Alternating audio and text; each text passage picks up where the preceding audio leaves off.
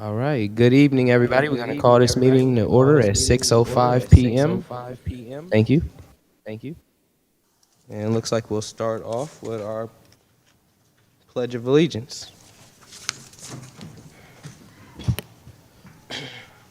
I pledge allegiance to the flag of the United States of America, to the true republic for which it stands, one nation, under God, indivisible, with liberty and justice for all. Next, we'll have our roll call. Actually, 1 second. We got Commissioner Williams coming in right now.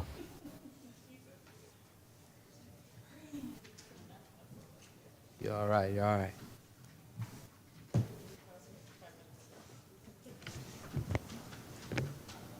Welcome Vice in. Chair Monroe, Present. Commissioner Garcia, Present.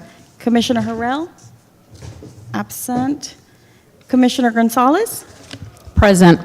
Commissioner Williams, Here. Commissioner Mitchell, Present. and just arriving, Commissioner Harrell. There he is. We have 6 present. You have a quorum. Thank you. Next, we'll have our first community forum. Anyone wishing to address the commission on any matter for which another opportunity to speak is not provided on the agenda and which is within the jurisdiction of the commission to resolve is requested to submit a completed speaker card to the commission secretary. When called upon, each speaker should step to the podium, state his or her name and address for the record. The conduct of the community forum shall be limited to a maximum of 15 minutes, with each speaker limited to 3 minutes. Thank you. Do we have any public speakers or online speakers at this time?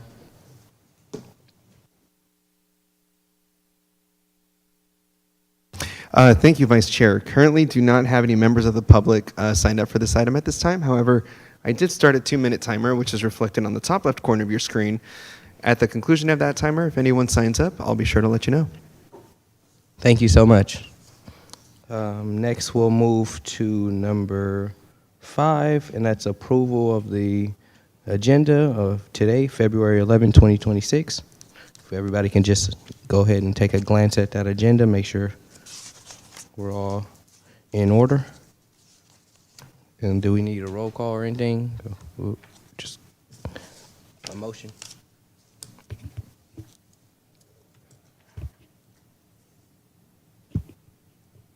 Entertain a motion for this? Okay, got you.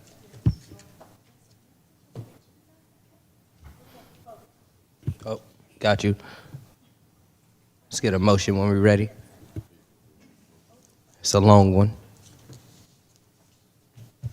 I'll make a motion to approve the February 11th agenda. I second that motion. Okay, roll call. I'm sorry. Let's not roll call, but take a vote. Vice Chair Monroe, Yes. Commissioner Garcia, Yes. Commissioner Harrell, Yes. Commissioner Gonzalez, Commissioner Williams, Yes. Commissioner Mitchell. Yes. Motion carries with 6 yeas. Your agenda is approved. Thank you. Next, we'll move to number 6, presentations and accommodations. A, we have election of chair and vice chair to the Economic Development Commission. How do we proceed with that? Nomination, I suppose. You call for nominations as the term is ending. So call for nominations from the floor. Got you. Any nominations from the floor for vice chair?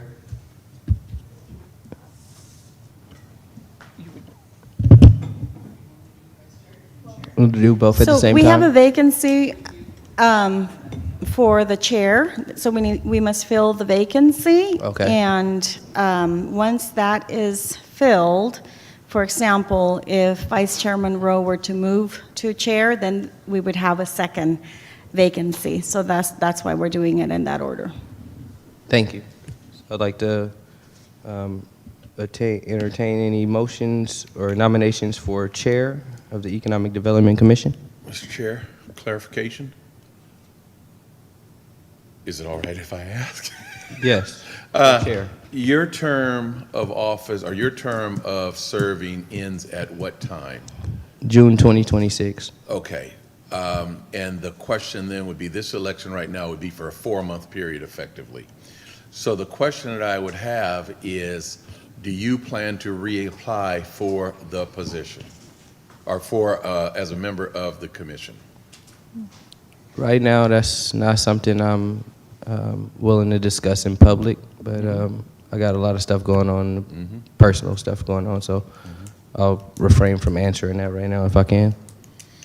Then the second question would be, is it your desire to serve in the chair position at least until the end of that term? Yes. Thank you.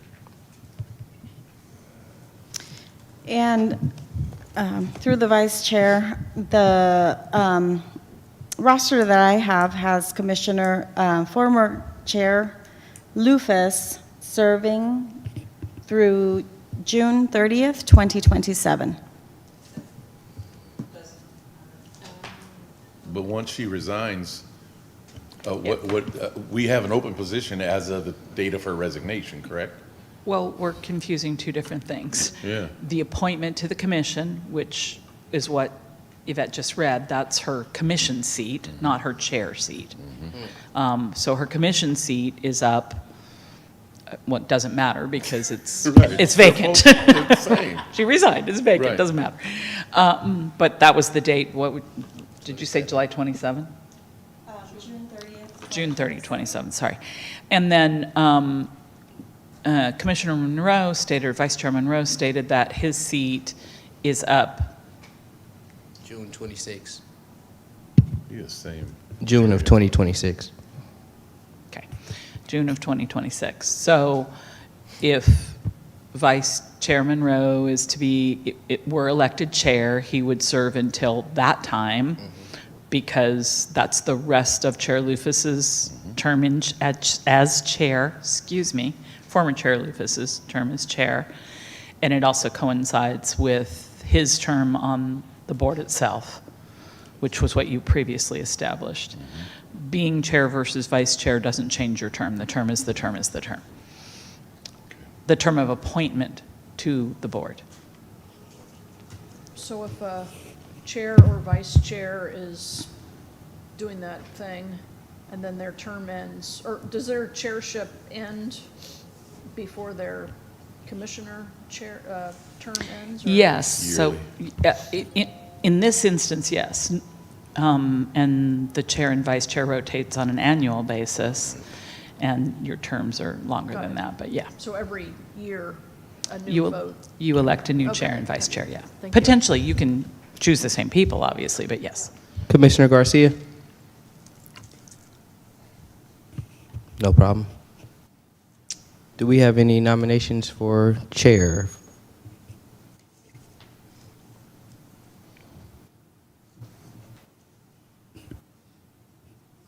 We're in a little bit of a quandary, aren't we? I would have two people that I would nominate, and I don't know if I can nominate two people. I don't think that an individual can nominate two different people, can they? Well, I suppose you could announce you could speak to why you would like two different people, and maybe somebody else will step in and nominate the second person on your I'll behalf. I speak don't to know. that then. My position is that I think that Dwight being desirous of fulfilling the remaining term of the president, who's now vacated, is a valid one, and we should do that. The second party that I would like to nominate would be Maylene Garcia, because I believe she has Dwight also, but because I believe she would be able to fulfill all of the what we expect of a person in a chair's position as well. It'll come back up to a vote at the end of Dwight Monroe's term at the end of June, or this would be actually in September, it would come up for a vote. July, I'm sorry. In July, it would come up for another vote, correct? Correct. Actually, in July, both seats will come up for a Right. vote. And just to pin that back down, if Commissioner Monroe is elected as chair, then you will have a vacant vice chair seat now through June. And that would need to be appointed this evening as well. Correct. I'd like to make a nomination, Dwight Monroe for president, or chair, excuse me, you guys, for chair, and we need a new president, so I mean, you know, that's a national issue. We don't get involved in those, right? Dwight Monroe Try really hard not to. as chair of the EDC for the remainder of his appointed term, or the remainder of the position, which is until June. And I'd like to nominate Mylene Garcia as the vice chair, or is it a vice or assistant? I don't know what you guys call it. Vice chair, yeah, for the same period. Nothing like. That was great. There's got to be a second. Yes, we need a second. I second. All right. Well, thank you guys, and congratulations. Let's get a vote. Vice Chair Monroe, Yes. Commissioner Garcia, Yes. Commissioner Harrell, Yes. Commissioner Gonzalez, Yes. Commissioner Williams, Yes. Commissioner Mitchell. Yes. Motion carries with 6 yeas. Perfect, perfect. Congrats. Now we'll go to the report of the committee or board secretary. Item number 7. Okay. So the only update that I have is that from the city clerk's office, they are receiving applications to fill vacancies to boards and commissions, and including now our vacancy, the EDC's vacancy. That is, the deadline to submit applications is Tuesday, February 17th, and that deadline will be extended if the office does not receive sufficient applications. So spread the word and encourage individuals to fill the EDC vacancy. Question? Commissioner Harrell? What does the concept of sufficient applications exactly mean?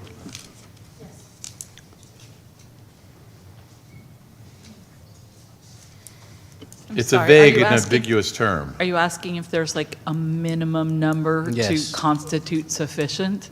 Yeah, well, okay. Yes, that's the question that's going to come. In other words, it's very vague. It's not procedural specific with, you know, we Yeah, have to there have isn't- 6, we have to have 2. There isn't any specific rule that of which I'm aware sitting here with regard to that. I think, obviously, the deeper the pool, the better, but there have been circumstances where we've had, you know, one applicant, one seat. Now, that doesn't mean the council has to fill that seat. If it desires, it can extend the time period and hope for there to be additional applicants, but they can. They are legally permitted to fill a seat with just one candidate if that's their choice at the closing time. Sometimes it gets extended, but does that make sense to you? I think sufficient means the number of seats that are open, but. The application, but okay. I'm not saying there's any formal definition Right, for of that. sufficient, right. And I haven't looked at it. The city clerk runs this process, Got so it. if you want more information on that, you could give her a call and she'd help you with that. No, I think that's, I just wanted to know what, we use the word sufficient, and it's not specific. You know, if we said we have 4 seats, we need a minimum of 4 apps. Well, if you only get 3, can you fill 1, 2, or 3 seats with the 3 that are there if the yeah. candidates meet whatever the criteria the council would like them to That have? does happen, yes. Okay. Commissioner Garcia?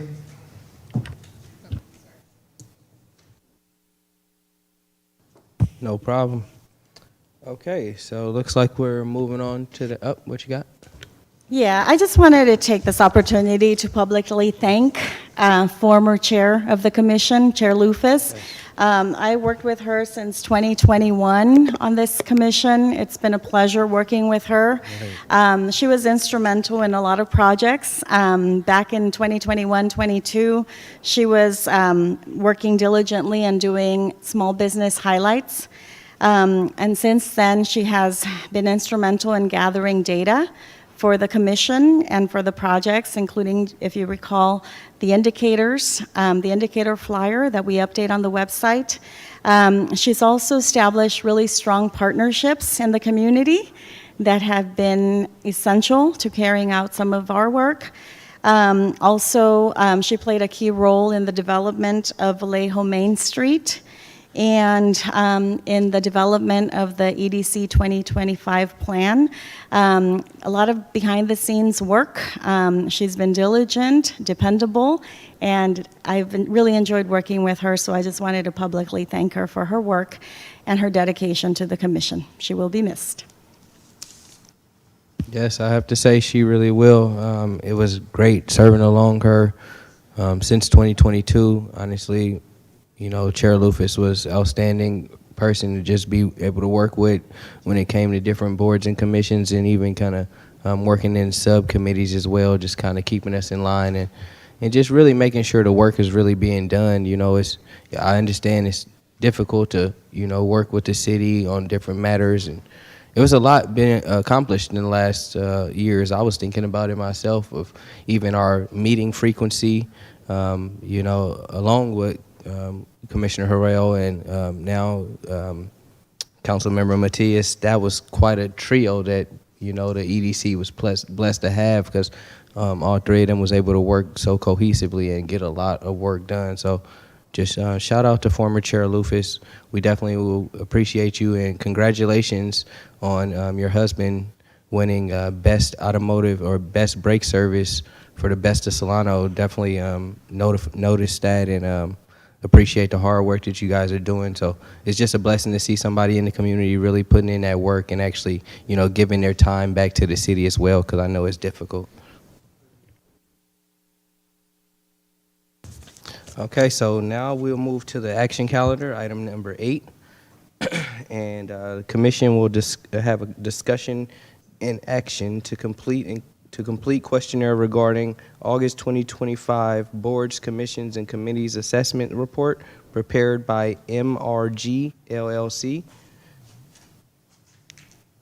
Thank you. So I guess we're gonna, this is the 47-page document that we're referring Yes. to, correct? Yeah, I was Oh, going we have a to presentation. introduce the item. So thank you. Now Chairman Rowe. I was asked to bring this item before you by the city clerk's office. This is seeking your feedback on the report that was included in today's agenda package.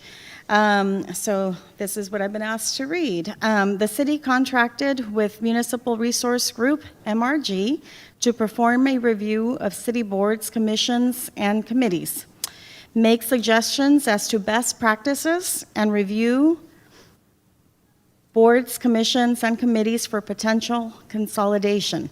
The report from MRG was presented to the City Council, and staff were instructed to ask for and receive feedback from members of the BCCs to directly include as data with the report. As you can see in the report has been included in your package. This was completed in March of 2024 and further revised on August of 2025. So I hope that you have had an opportunity to review the report, as I am requesting your feedback on this report for consideration of council to potentially consolidate some of the commissions and boards and committees.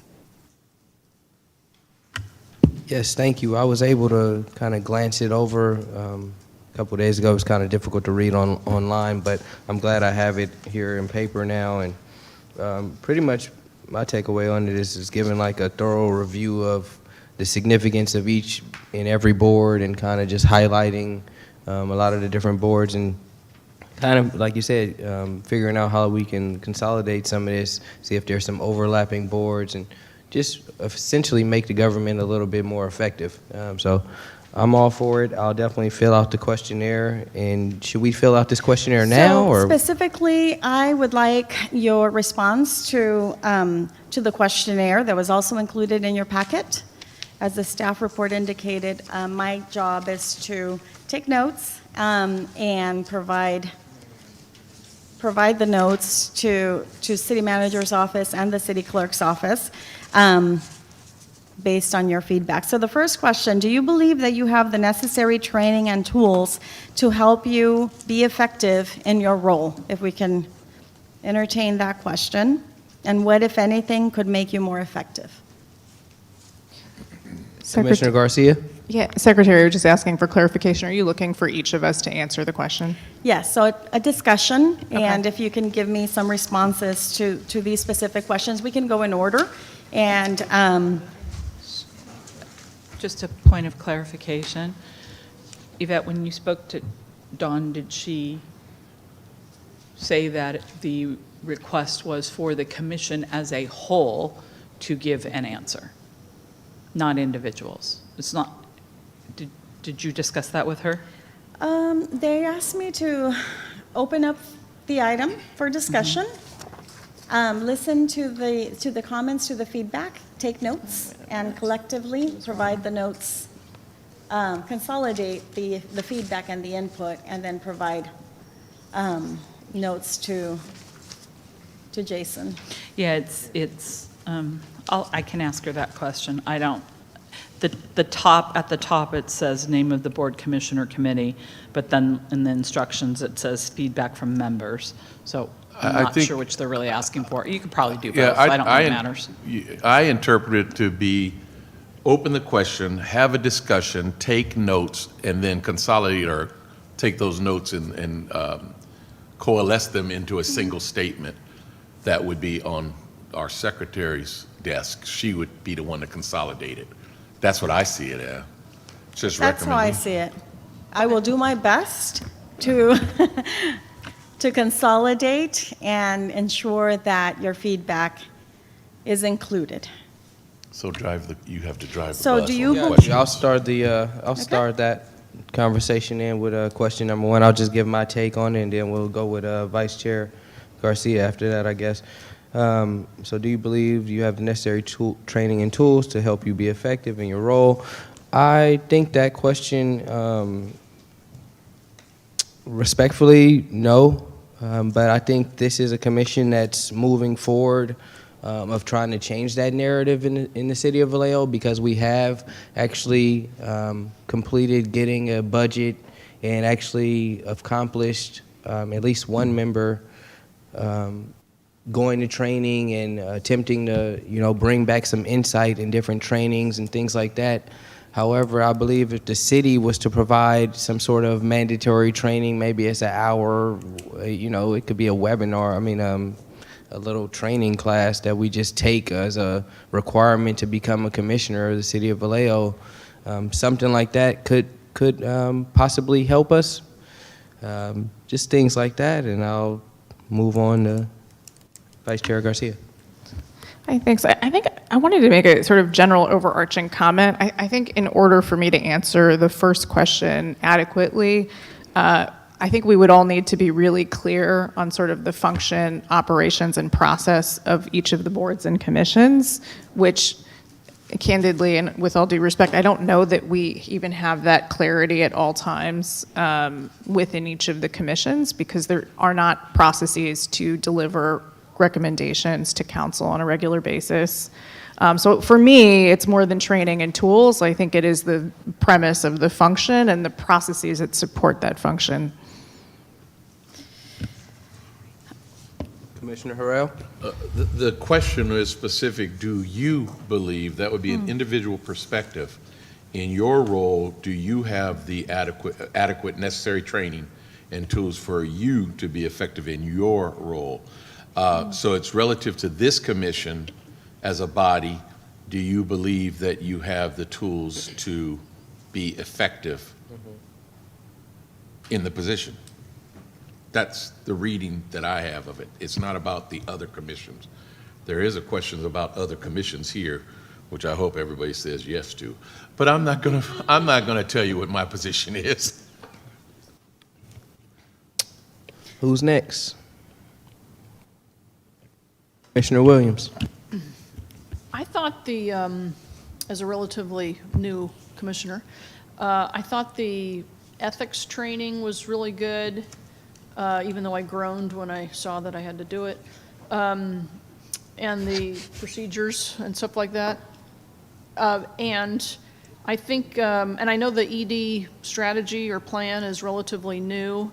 I feel like I was given it and read it, but I feel like if there was a way to have like a relatively informal discussion where the new commissioners got some context, some background, why we're doing this, why we did this, what's up next, and the list of topics to discuss, the one we've been reviewing recently, like more on future agenda items. the content of what we do I think would be helpful for new commissioners. Thank you. Commissioner Mitchell? Yes, I wanted to just second and agree with Commissioner Williams. If there was some kind of onboarding process, normally when you start a job, a board, right, there's a space for you to understand. At least we did have an opportunity to hear systems-wise, like how to second and things like that, which was helpful. And thank you so much for those documentation, but also just to understand the past couple of months, here's what's been going on, here's the work plan, for example, so I've been given that early on. And so we could have read it over and then had some questions and some informal conversation. I know with the Brown Act and getting together with other commissioners can be difficult, but if there's some process for us to just onboard and understand a little bit more about the role, the responsibility, what that looks like, I think we're doing the best we can with the knowledge we have and some of the trainings that have been available to us, but that would be nice. Then I'm gonna go to Commissioner Gonzalez real quick, and then I'll come back to you, Commissioner Hurrell. What would be helpful for me, at least, it would be to have structured agendas that are tied to actionable outcomes. Particularly the understanding of what our recommendations to City Council are. I think we have feedback from them, how they're received, how those outcomes are addressed. I think that would be helpful, at least for me, in terms of making sure that we're doing some effective work here.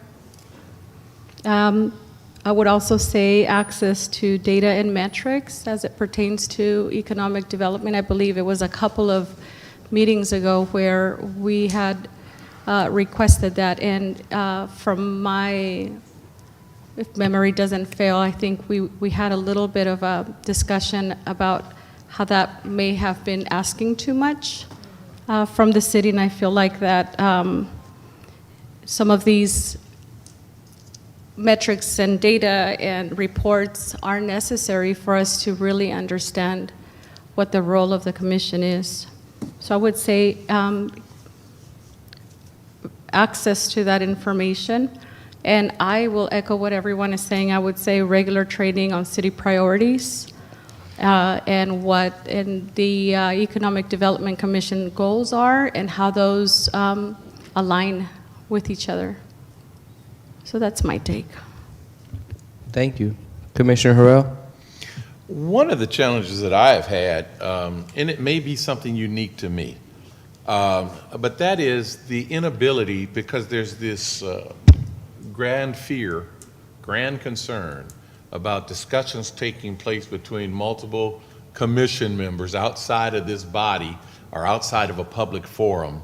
And I realize that that's a Brown Act situation, but realistically, we make no decisions, legislative or other. So somebody chooses to push us into the Brown Act requirements, and so be it. But commission communications is very lacking. And so we may come to the dais on a monthly basis, and we can check off the boxes and say, hey, this is what we're doing, this, that, and the other. But oftentimes it's one or two people that are doing the greatest volume of work, because we're not able to just reach out and touch, be in touch and communicate on a regular basis with clarity of what the objective is. Because we're not sitting here and making plans about how to execute whatever the objective is within the meeting construct that we currently have. So that's the biggest challenge that I have.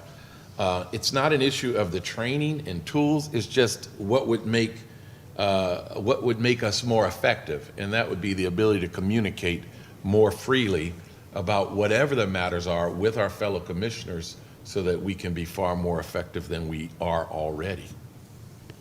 That's something Commissioner Harrell's been echoing since 2022, since I joined, honestly. But go ahead, Commissioner Garcia. Vice Chair Garcia. Thank you. I think, I wonder, and this might be jumping down a little bit to the question of, number 4, which I think has been my greatest concern. If our principal function is to provide recommendations to City Council, and to my fellow Commissioner Gonzalez, her points about data, and we both don't have data and we don't have process in which to track and deliver those recommendations with regularity, and we are not doing so in writing, then there's no way that we would know if basically our function is being fulfilled, if we have the right tools, if we can answer any of these questions appropriately, or that we're making recommendations that land with the broader City Council. And if that is the most important function, which I think it's the first listed in the municipal code, my strongest recommendation is that we develop a stronger process around that. And those would be the tools that I would be looking for. Thank you, guys. I think I would say one last thing, because I think that Commissioner Gonzalez made some very strong points. But one thing that I can reflect on as far as communication between the commission and the council, we were blessed to have former Vice Mayor Mina Diaz, and honestly, she was at all of our meetings listening very carefully to everything that we were talking about. This is how we got our budget, because Vice Mayor Mina Diaz was here listening to everything that we talked about, listening to our concerns, listening to a T. And we can't confirm that she was going back to council other than the production of the results that occurred, which is we actually got stuff done. But I think that's going to be one of the main key ways that we can communicate with council. Of course, having that council liaison here present. I'm sure Matthias is listening in, but things like that's how we actually really move things forward, because we really have to have that liaison here listening to what we're talking about and actually getting that message to the rest of the council members and also the mayor and of course city staff as well. So that may be one of the key things that this future commission can work on and strengthen greater. But I think that's one of the big factors of how we got to where we are today, quite honestly. So I know it's always this lot of talk, we can't make recommendations, we can't do this, we can't do that. We got to drill it into our council members' head, and if they're not bringing us back results, then we know something wrong, because Vice Mayor Diaz was able to produce, and she got stuff done, quite honestly. When she was literally just sitting here listening. That's all it really took from what I observed. And I'll leave it there. We can move on. Would that fall under number 4 as opposed to number 1 or 1B? Ms. Secretary, what do you I think? took notes from communication down Okay. to number 4, that the liaison's role is key, and the presence, and then the communication flowing from this commission through, to the council through the liaison is something that is expected and helpful. Right, yeah, I felt that was very vital work by the former vice mayor. She just, continued to acknowledge the work that we were doing and essentially rewarded us with just, good faith of her in those closed meetings and going to bat for us. So we just need a little bit more of that, and I think right, she was here, she was listening. She saw the vision. So, things like that, that's gonna definitely improve everything. Let's move on to number 2, I guess. Yeah, you've already commented on some of that. The topics, whether they're easily understandable, focused, and reflect the work that you do. So I understand that sometimes they're not easily understandable. You want more onboarding, you are saying. You want more data, more access to data. So they're not all the time easily understandable or focused. Yeah, I guess I'll start that one as well. The main thing that comes to my mind is, we're here to talk about this expenditures tonight, and the flagpole situation. I'm not sure if we still got clear direction on that. What's the policy? Can we have flagpoles? I remember we had like 10 discussions on it at least, but I'm not sure if we've had real clear understanding on what can we do, because tonight we're going to talk about it, and I got some ideas. I was walking around downtown today and trying to envision flagpoles or whatever to light up the city or make it a little bit more appealing, whatever the case may be. So that's my take on it. There'll be a report on that this evening, Commissioner Monroe. Perfect, thank you. All right, let's move on. Vice Chair Garcia. Thank you. Are we addressing number 2? Oh, number 2. Do you feel your oversees is easily understandable, focused, and reflects the work that you do? I mean, I would say that I think topically, yes. I do think that if I were to sort of proportionately look at like what we talk about versus like the amount of discussion on process and how to talk about the things, I actually think that we may spend a disproportionate amount of time on the process itself and not actually talking about the topics at hand. And that feels like a really critical opportunity for this commission to actually move past. I think that would showcase an evolution from my perspective that we've evolved as a commission. If we're able to sort of stop talking about the process and move on from that conversation and actually talk about the things that matter to the city and to our residents. Got you. Who's next? Commissioner Harrell. It's interesting that the vice chair pointed out issues of process. I know that in private industry, our intent at all times is to reduce every step in a process that we can. It appears in governmental entities, it is to add as many steps as you possibly can imagine. And so every process is glacially slow. And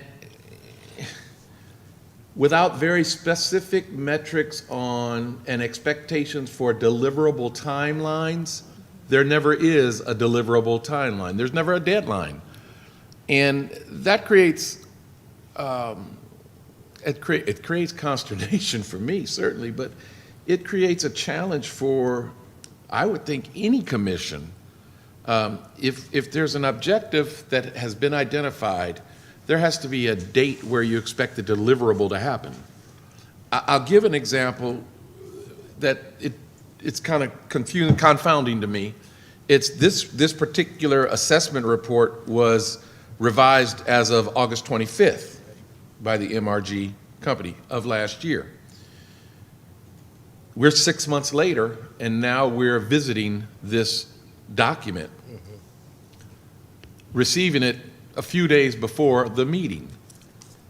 I honestly, I don't think that that's the way a board should be functioning with last-minute information that's available literally 5 or 6 months ahead of time. So what is it that can be done to create a better process of establishing deadlines, meeting those deadlines? But I think we see that across many sectors. And there's staffing challenges. I respect that. And we have to understand that. And you adjust the deadline accordingly if you can't make it. But without establishing a specified timeline that you want something done in, whether it be council, whether it be commission, whether it be staff, that they want something done by a certain time. Without establishing that timeline and a finite deadline, if you miss the deadline, you miss it. Here's your rationale. Fine, okay, let's extend it. But where it stands right now, overall, operationally, where are the metrics for deadlines, timelines, production lines, et cetera? We're on number 2, guys. Yes. No problem. Commissioner Gonzalez? I think our commission can focus and use a clear definition and alignment with the other commissions. And I think that can be a little bit tied into number 5, but the thought would be how we are in alignment with other commissions and as to avoid duplication. So the central idea would be to have a clearer focus on what EDC serves for. Yeah, we worked a year or 2 on that one, right, Chairman Rowe? Just the purview, understanding the purview, and trying to work on a work plan that aligns with economic development purview so that we are clear as to what will be implemented that is already understood as being within the umbrella of the purview. All right, who's next? We got Commissioner Williams or Commissioner Mitchell. You guys got any discussion on that one? On number 2? I concur what others have said. Perfect. All right, we'll move on to number 3. Ms. Yvette? Yeah, so work plan. You've developed one recently, and council adopted your work plan in last year. And so prior to that, you also had a work plan. Other commissions, boards and committees haven't developed their work plans or haven't had a work plan adopted by City Council. So they're still toying with that process and developing their work plans. So the question is very directly to this commission. Do you believe that having a work plan helps your commission? Yeah, drop a wood. Yeah, definitely. Essentially. Go ahead. I'm going to let everybody chime in there. Commissioner Harrell, go ahead. No, I concur. Gotcha. We have a work plan. It's in place. We've been doing our part in that regard. So every commission should have a work plan. And if they don't develop one, that commission should be declared defunct after 3 meetings. That's how you run a business. Straight up. Do the job or lose it. Sorry. Well, we got Commissioner Gonzalez. Yeah, I agree, Commissioner Harrell. I think that, let's see, the work plan holds us accountable for the discussions we're having and in alignment. It sort of guides, it's a guide. So I definitely, before I applied for this commission, I took the time to really thoroughly look through that economic development plan, and it really covers a lot of information that really wraps around economic development, tourism, workforce, land use, economic development. And so, I would say absolutely we need it. I'm glad we have it. I think it would be, as Commissioner Harrell mentioned, I think it would be the blind leading the blind, getting together without having a mission and a vision. Yeah, I have to say it's been very impressive. When I joined the board in 2022, led by now Councilmember Matias and former Vice Chair Harrell here, they put the groundwork in to get that work plan started. And our first work plan was great, but now we've added new Vice Chair Garcia, and you can tell like the difference between our first one and our second one, how it's evolving and kind of like, getting better and growing. So, the work has been started, and I actually have a lot of other commissioners, they've reached out to me and try to figure out how we got a budget, how we got a work plan started and all types of stuff. So, and I seek clarification on stuff like that, quite honestly, even though, I can ask these guys and pick their brain all day. But, so just kind of expanding the education on that probably to the rest of the commissions, because not everybody's blessed to have a council member, Matthias, sitting on their commission for 4 years or 8 years. So they might not get that insight on how to get these different things done. So maybe a educational portion of how to create a work plan for your commission, because every work plan is going to be different. Obviously,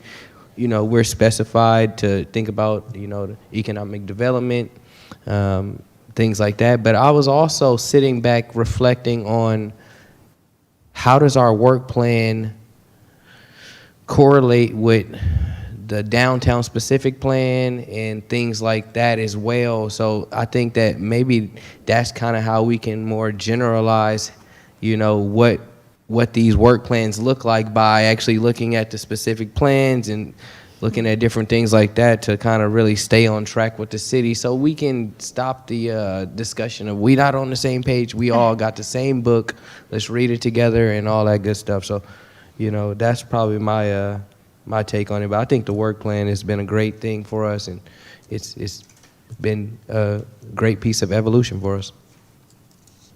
Go ahead, Commissioner Harrell, you got something? This is something that I had mentioned a while ago, and it certainly is coming out in some of the comments that we're hearing right here, and that was a citywide commission meeting for all commissions. There may be only a single person on the dais or in that facility for that specific commission.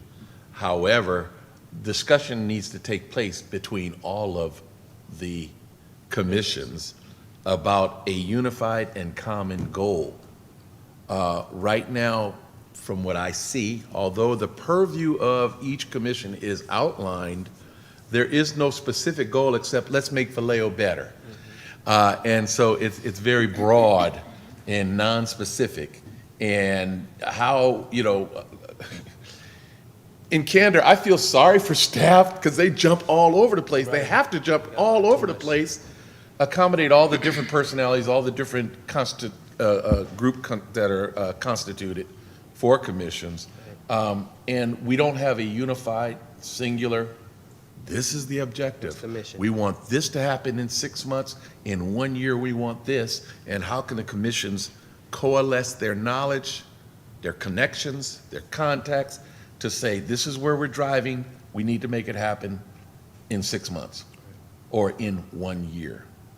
So I don't know that we as commissioners are at fault in not creating that. Mm-hmm. I just don't think that the system has thought of it like that, meaning the overall system has not thought about bringing those senior executives, that chair, that vice chair, they're there. That way you don't have a quorum. Maybe everybody can't be in a room. Right. But they're there to have the discussions, to bring about recommendations and plans on, hey, that'll be part of this commission's purview, can they take that on, et cetera. Actually, it should be done before they make their work plans even. Because right now, again, let's just make Vallejo pretty. Let's just Yeah. make Vallejo good. That's, So- broad. Can I write it down like this? It's recommended that we have a workshop, or that commissions, boards, committees have a workshop on the development of work plans to Yes. start off with. Yes. And then to ensure that there's coordination across the multiple commissions, boards, and committees, perhaps ensuring that the general plan is a basis for coordinating priorities and Right. goals and connecting with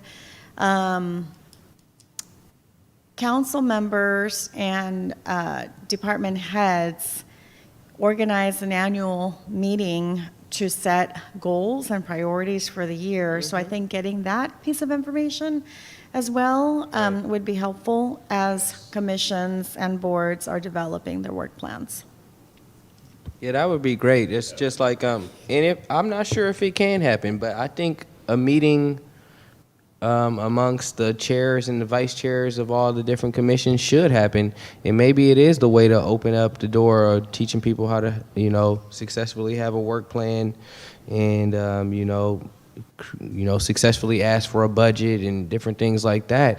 So that would be a really good thing for the city of Vallejo, because like Commissioner Harrell's hinting at, it's kind of just like, yeah, we want to be commissioners, we want to do good for the city of Vallejo, but we kind of don't know how, and we really don't know what we're doing unless we're given this, very specific direction.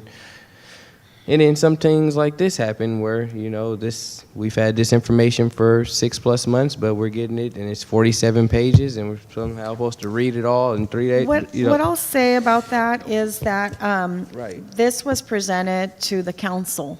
Okay, got you. And council said, thank you, but we would like for all of the boards, commissions, and committees to provide some input. Good. That's why this has happened. So Good. this follows council's receipt of the report and request to come before you and get your input through some of these questions. Good. I think the input is going to be very vital through all the commissions, so I'm glad that this is actually happening. Commissioner Harrell? When did this go to council? Any ballpark, it's not specific. Let's be bad. I'm Let trying me to let me think on it, change too. it. 60, 90, 120? About how long ago did it go to It had to council? be before August. I No, would no. have to look it up. It wouldn't be No, before it was August. after It was August. after So August. sometime between August of 2025 and now, but, and Like I them could talking probably about look, but I'll state, it's been a while. How about that? Okay, no, and that's fair. We all got to recognize where it is. So that goes specific to what I was speaking to. It gets to council, and then it's pushed back to the boards, but it's not brought to the boards as rapidly as perhaps I believe it should be. Well, I don't know what the actual process was, so I don't necessarily want to speak to it. I know that when it was brought to the council identified wanting the board and commission input, for sure. I don't know when the I'll call it,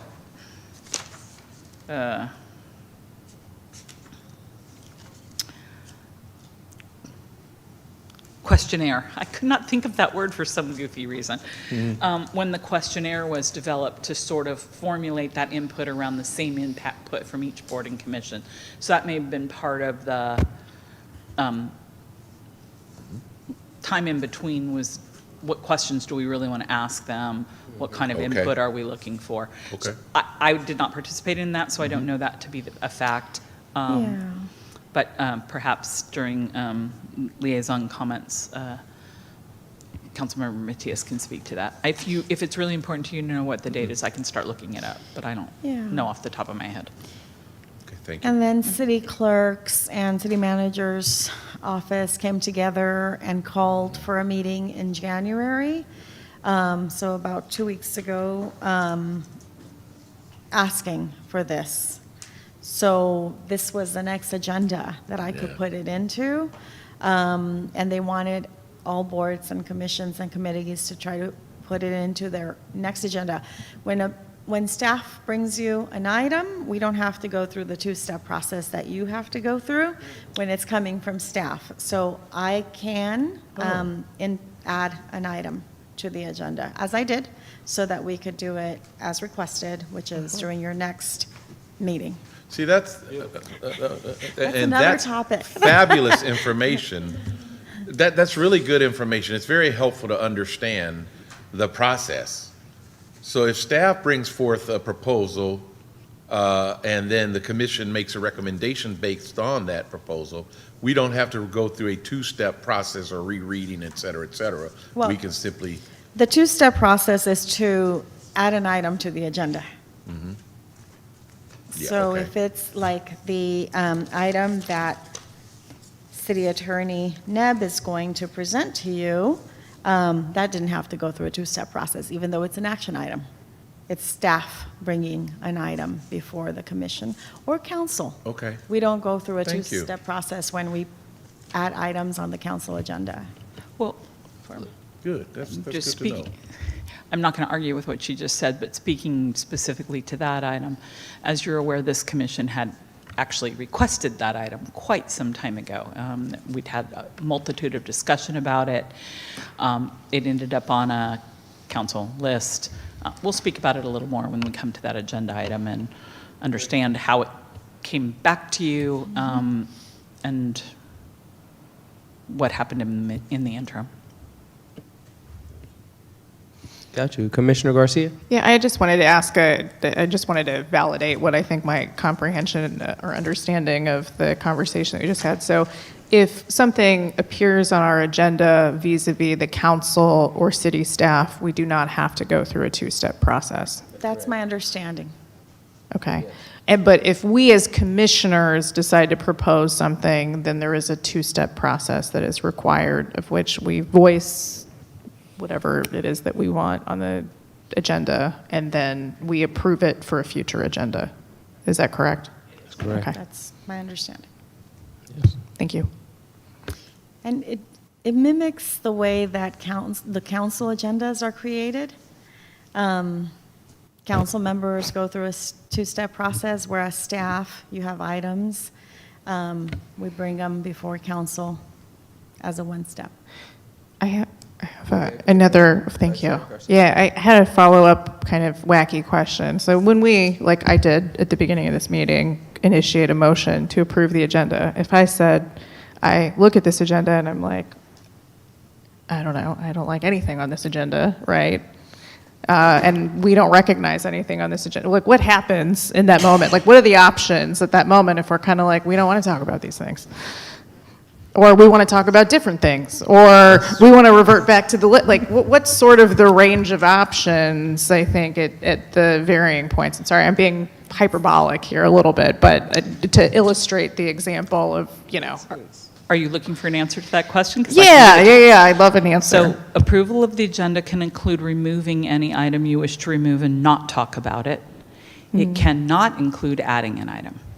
Okay, got it. And the reason for that is the Brown Act. You Got it. have to give notice of the items that are going to be discussed. You can Got it. discuss less than those items, I but see. you can't just willy-nilly add them. This is really helpful. And then on the other token, in terms of negotiating what actually appears on the agenda, I know this sounds a bit silly, but like, what is the actual process of like, how do we, this paper that we looked at today, for our own volition, you know, since we're talking about this now? So the answer to the two-step process is that is an ordinance adopted by the council applicable to all boards and commissions. So that can't be bypassed by a board and commission. For the council itself, it's a policy, and they can vote to set it aside for any one thing that they want to move up quicker. So they vote to set it aside and move forward. You cannot do that because it's bound in an ordinance for boards and commissions. So that's kind of a straight up question to what you're generally asking, which is what is that process? You're not asking, well, I guess you are asking potentially a further question and anticipating what that really is like, I guess, the two-step process is the process by which you add items to the agenda.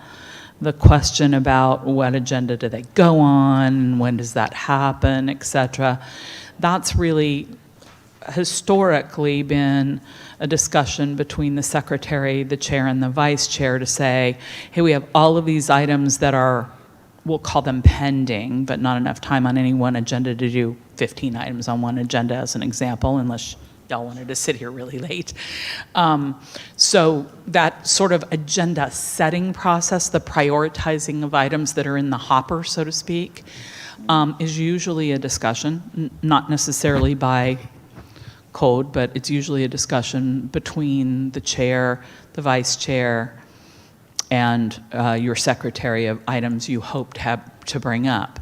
Now, obviously, from a prioritization process, you can do what the council does, which is put on the agenda all of your future items that you voted and say, which ones do we want to prioritize for next month? And you could have that as an actual agenda item and skip that process. It's your choice, that agenda setting process, if you will. So it's a little bit more flexible than you might think it is in terms of how to choose what goes on. Staff puts things on in two ways, I think, for boards and commissions at least. Something you've asked to come on and voted on comes up and gets added to the agenda where there's room for it. Something comes down to you, like this item from the council with an ask, please do X. And so staff puts those on. And there may be other follow-up items and or items that, giving the example of the one that's on your agenda tonight, hey, what do you want to do with your work plan addressing to banners? We're ready to go on that. What do you want to do? Is something that's a follow-up item for an item you previously had that staff felt was both timely and bring forward because it is an item that hasn't moved forward to action and now it's ready to move forward to action. So I think that's really the primary ways those items get on to your agendas or boards and commissions agendas. Got you. Thank you for elaborating that. And I think this might be this questionnaire is obviously springing a lot of questions already. So I think this questionnaire is already providing vital information at this time.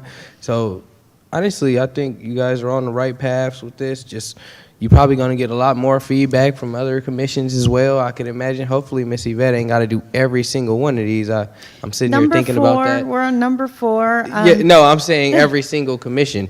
But I do want us to stay on topic, guys. Let's give Miss Yvette some precise answers for these last few so we can get through this, because I know it's going to be painful for her to listen to all that over and over and over again. But we gonna get her through it. We on number 4, guys. Do you feel your recommendations, if any, flow through the city council well?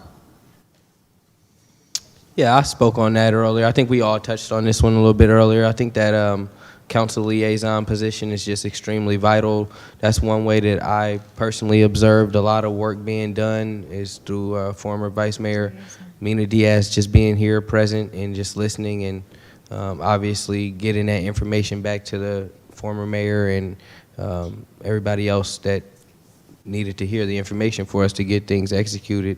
So that's my take on that. Thank you. Any other comments?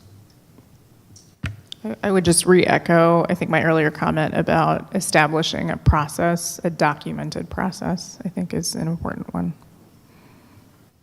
Yeah, and for those of you that are newer to the commission, one way that this commission has made requests to the city council is by approving a resolution, and then I write a staff report for the city council with your adopted resolution. So that's how you've had recent communication with city council. That's just one method. I don't know if you consider that being effective flow or not. Can you explain the memo? I remember we had a whole bunch of dialogue about memos. Can you explain that? Yeah, so when Councilmember Matias was chair of the EDC, we had a lot of dialogue about the duties of the commission. And I mean, I don't remember all of the different proposals, but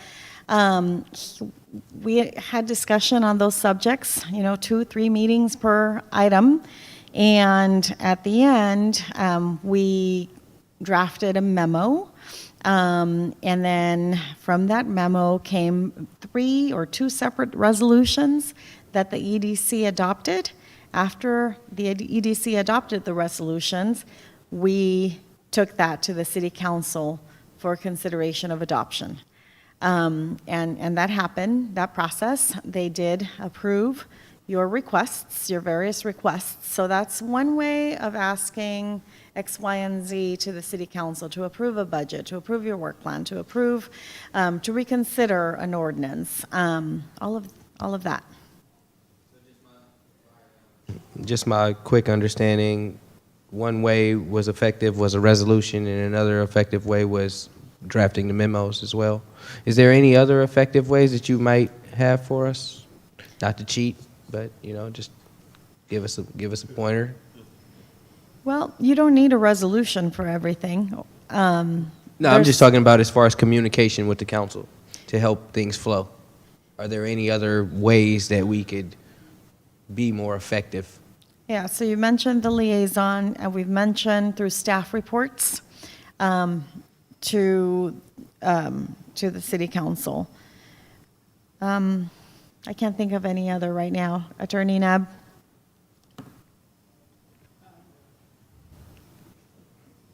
We were talking about effective, other than memos and Communication. resolutions, any other effective ways that we can communicate with council, or at least make sure the recommendations flow through council well, flow through to City Council well?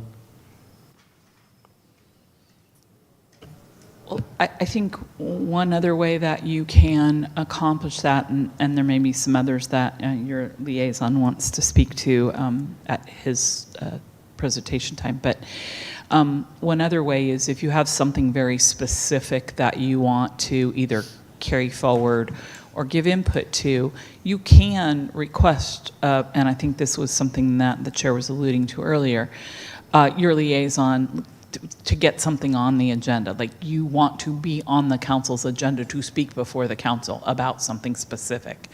And that's kind of beyond really sending a resolution with a staff report written by staff or a memorandum to the council. It's more asking for you to come and make a presentation before the council about what it is you want their input on, or what information you want to carry forward to them by way of, hey, have you thought about this? Or we've thought about X, Y, and Z and done all of this work from our work plan on it, and now we want to present something to you as an idea, solution, output of our work plan, et cetera. And so you can ask that those make it to the council's agenda, and at that point, the council will, choose where it can put that. Your liaison would usually carry that forward. Staff can carry it forward too as a request, but at that point it becomes an item that then has you there before them, or some subset of you, not a quorum of you, there before them if that's what you would want to do. So that's a third way to communicate with them that is, that allows for some dialogue. Because some of your other ways, you don't get that back and forth dialogue. It's like one-way communication, and they receive it by way of your resolution or your memorandum, but you're not necessarily dialoguing with the council at that point. Right, I actually see that's the most effective way of actually going to have a presentation. Go ahead, Commissioner Harrell. I think we had discussion on this previously, and it is in support of making direct contact with the council in the form of a presentation. I believe that was 3 meetings ago, perhaps, that we had that discussion and came to that conclusion. I think that part of the reason, the rationale that we came to that, of course, it's because it is a proper process, but it was also because there are matters that, I hate to use it, but a city in crisis, there are matters that are very timely and need to get in front of the council for recommendation or otherwise very rapidly, as opposed through the normal channel process, which has, I believe, has tended to be fairly slow. It's a little bit longer on-ramp, shall we say. So we came to that conclusion a while ago. All right, guys, let's move forward to number 8. Number Five. 5. I'm sorry about that. Do you feel consolidation of boards, commissions, or committees with overlapping focuses would be a positive step? Commissioner Gonzalez? The attorney. City Attorney, sorry. So if the commission read the report, which I'm assuming you did, there's a specific question called in the report relating to the Economic Development Commission that the council might benefit from. There's a, I don't know if I would use the word recommendation, but a called question in this report about the consolidation of, my belief is, the Economic, now Development Commission, and incorporate the functions of the Marina Advisory Committee into the EDC. That is on page 18 of 47 of your report, and it is the, quote, recommended change number 1 from the consultant. Oh, so this is actually what we're on topic about. They're trying to... Well, certainly that's the one most pertinent to this commission because it would affect your, implemented or not, would affect your purview by expansion of that purview to include the duties currently under a different commission. How does that work? Do people lose seats? Is it still a 7-seat board? What is going? How does that look? That's really more a question ultimately for the council than it is for me. So, you know, there would be any consolidation would involve a discussion about the role consolidations. It would require how do I put this, ordinance amendment, because each of you are set forth in Chapter 2 of the code. Each commission is set forth in Chapter 2 of the code. So it would require an ordinance amendment. That ordinance amendment would then talk about those things, like how many members now, or are there alternates, or how do we want to reform a board? How does the council want to reform a board to take on more duties, have fewer boards with combined duties? I think from the standpoint of how many members it would be, that would be up for discussion at the time of that consolidation discussion, as would, you know, what the roles are, et cetera, what the work plan is. You would need to, I think, probably, you know, clearly understand the roles of the other commission, what roles you think do crossover and or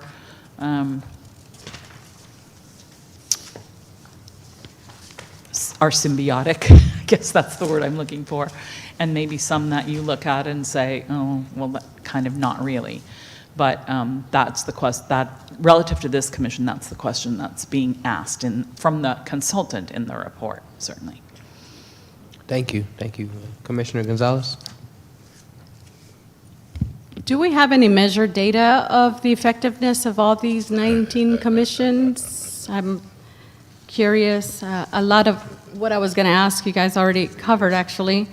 But it seems like there's a lot of overlap with some of the duties, and it seems to be aligned in that page 18 and the recommendations there. I would love to see, I believe we used to have a youth commission. We used to have a youth commission. I would love to see that resurrected and really extend that opportunities to our youth to participate in civil service and gain the experience. But I guess my question was, do we have measured data? on the effectiveness of what all these 19 commissions have been able to accomplish. Also, secondly, a follow-up question is, there's commissions that have 7 members, 4 that have 5 members, and 1 that has 11 members. Is this, do we have a minimum, and I believe we have a minimum, do we have a maximum of commissioners? So there's a difference between boards, commissions, and committees. Got it. So that's one difference. And again, it's council that decides if there's a need for a board or a commission or a committee for a specific purpose. That's kind of the basis of it. And then as far as,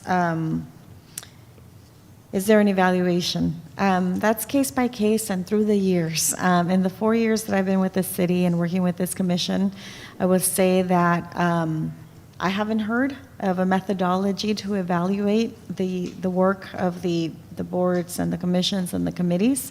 I think it's case by case. There are some that are more quantitative in nature than others in terms of the work that they do. So the Planning Commission, for example, how many approvals are there for, the entitlement processes?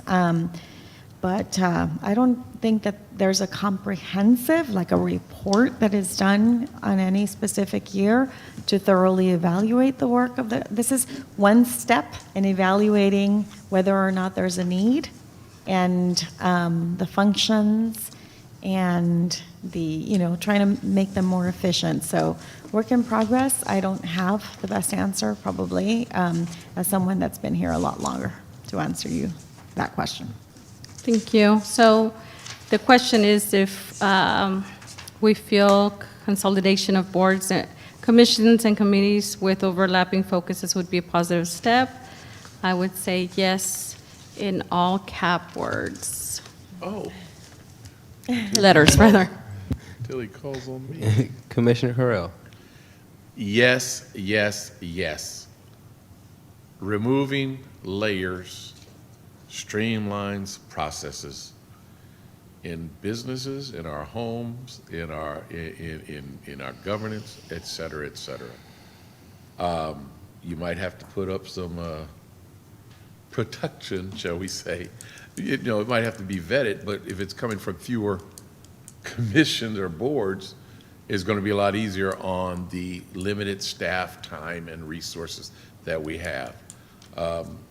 There have been a number of commissions that I, over the years, have said, why does this even exist? Because I'm not sure what it is they can make decisions regarding. I will give you an example. No, please, nobody from this particular commission take offense, but the McCune collection. It's a museum section set up, and there's no new stuff coming in. What exactly do they have a commission for? Seems it falls under historical purposes. And the museum, as recommended here, the museum would be able to do that. Even if it was housed here, the museum would be the curator and the manager of that piece. We have a Heritage and Landmark Commission. Pardon me? I'm sorry. We already have the Heritage and Landmark Commission. Okay, it would fall under heritage then, under that, if it has true value to Right. us.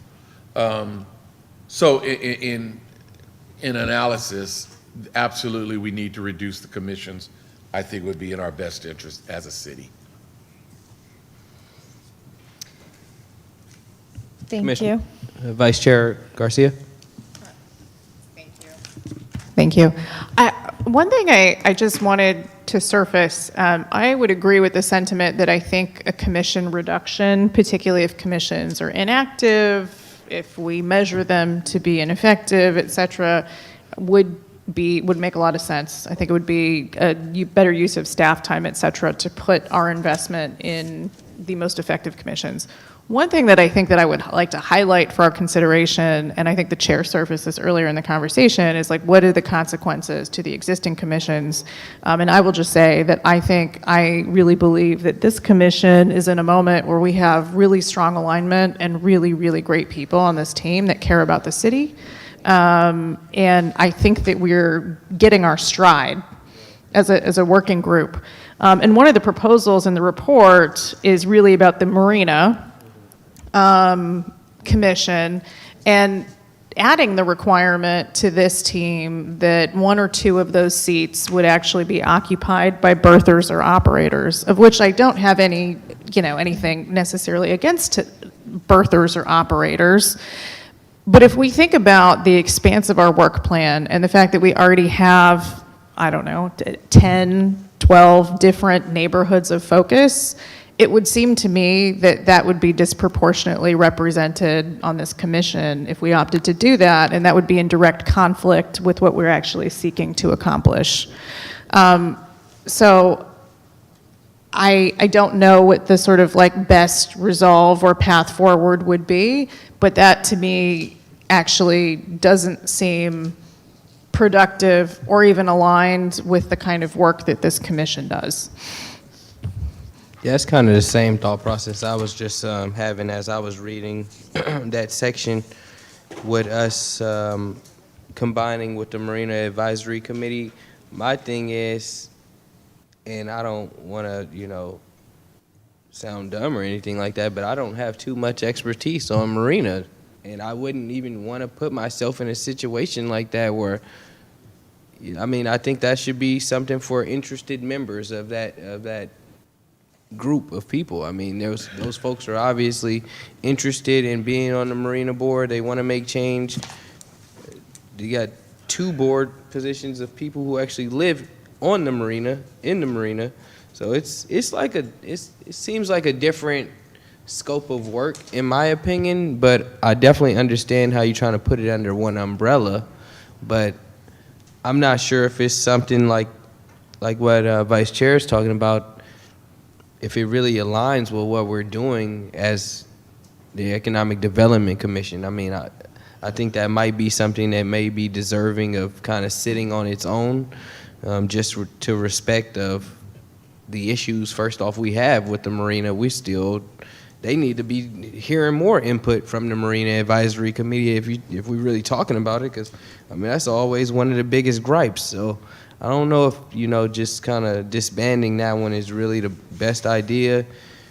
And maybe just the mix of these two, I don't really see that being the best proposal, but, we can leave that up to the council. Commissioner Gonzalez? Ms. Yvette, are we able to make recommendations aside the report What do you mean? for commissions, for consolidating commissions? Yes. Okay. Well, but there's a difference, and we're able to combine board, commission, committee? Okay. Vallejo Tourism, business improvement with EDC? Seems like it would make sense. It doesn't look like that was underlined, but that is, Vallejo Tourism has all to do with economic growth and development. So it seems like it would make sense to Natural fit. combine that. To that point, we're actually speaking with, we're going to get that on the agenda later, but Mr. Kirk Smith reached out and they want to, was it the? March. Next March. So we're going to be speaking with one of the tourists. Was it Visit Vallejo? Visit Vallejo, yes. They Mr. are Smith, if I required. can remember, was the one talking about the hotels recently, Yes. right? So yeah, that's like, if he's not talking to them and he's talking to us, then it's kind of like that definitely kind of aligns. So maybe that's a great recommendation, Commissioner Gonzalez. Commissioner Harrell? I'm going to take us back to the marina comments. Dissolving of a full commission and putting a marina representative onto the EDC, in my perspective, this commission, over the past 4 or 5 years, has been recognized as one of the most effective commissions, commission bodies. The marina is a challenge, and when you have people living inside of the challenge, their optics, the optics they use to assess and evaluate issues, is much different from a non-biased, non-prejudiced a group or body. And so it's not suggesting that that someone that lives there would not be eligible to be on the commission, but it would simply reduce, I mean, what is it that they are doing that is not within the purview of the development, economic development, success, tourism, et cetera, et cetera? It's kind of like, if they're living there, it's kind of like, what do they call it when you have a condominium and you got, what is the owner, the fees you pay? HOA. It's kind of like an HOA situation to me, if I could give that analogy. And so it's like, if that were to be a commission that was reduced, again, you're reducing the staff workload, and what is the purpose and effectiveness of them, where the EDC, it's my opinion, the EDC is more of a whole, we look at all matters, quite honestly. We're not council, certainly, but if it has to do with economic development, and we see that the marina is it's a possible opportunity, does the EDC have the skill set, a better set of skills to address that or bring concepts, ideas, and information to the council? It doesn't say that that particular demographic can't have their own meetings and whatever offline, but he brings it into, as a member of the commission, to say, hey, look, I'm talking to people in my community. I think we need to do this. What is the commission's position on this for discussion purposes? That's the reason I say that no, I don't think they're separate. I think it should be one and the same, or should be a part of the EDC. Yeah, umbrella. It gives, it gives a much. No, those are definitely some valid points. I'm just sitting here thinking about my expertise in marina knowledge, and that's I'm just trying to think of it in the most general sense. I mean, I wouldn't sign up to be, let's say. You're not going to do. You're not going to be. Their role is not to get the boats in and out, right? Or to wash the bottom of the boats or anything. That's not the role of a commission. Right. It's what's in the best interest of the city and the management and facilitation of the operations of the marina. They bring their challenges to the commission by way of that particular representative. Right. Now, are commissioners, just for the question, are commissioners appointed by district? Not all of them, right? It depends on the commission. Yeah. Okay. Sorry. So that No, was no, obviously I get one it, but- district. So for some, yes. Okay. All right, so, but anyway, EDC, is the EDC No. appointed by district? Okay. So, again, we have a broader perspective maybe than those that are isolated. As you're trying to do right now is, I don't know anything about the marina. But you do know about what we've been talking about in development and what our goals and objectives are. Right. And how do we dovetail those two together Right. with more efficiency by reducing staffing, by reducing the workload for everybody? And adding those members would give us that better insight. Absolutely. So I definitely understand. That's where I'm coming from. Vice Chair Garcia? I think thank you. The one thing that I would also add is just for us to consider that if the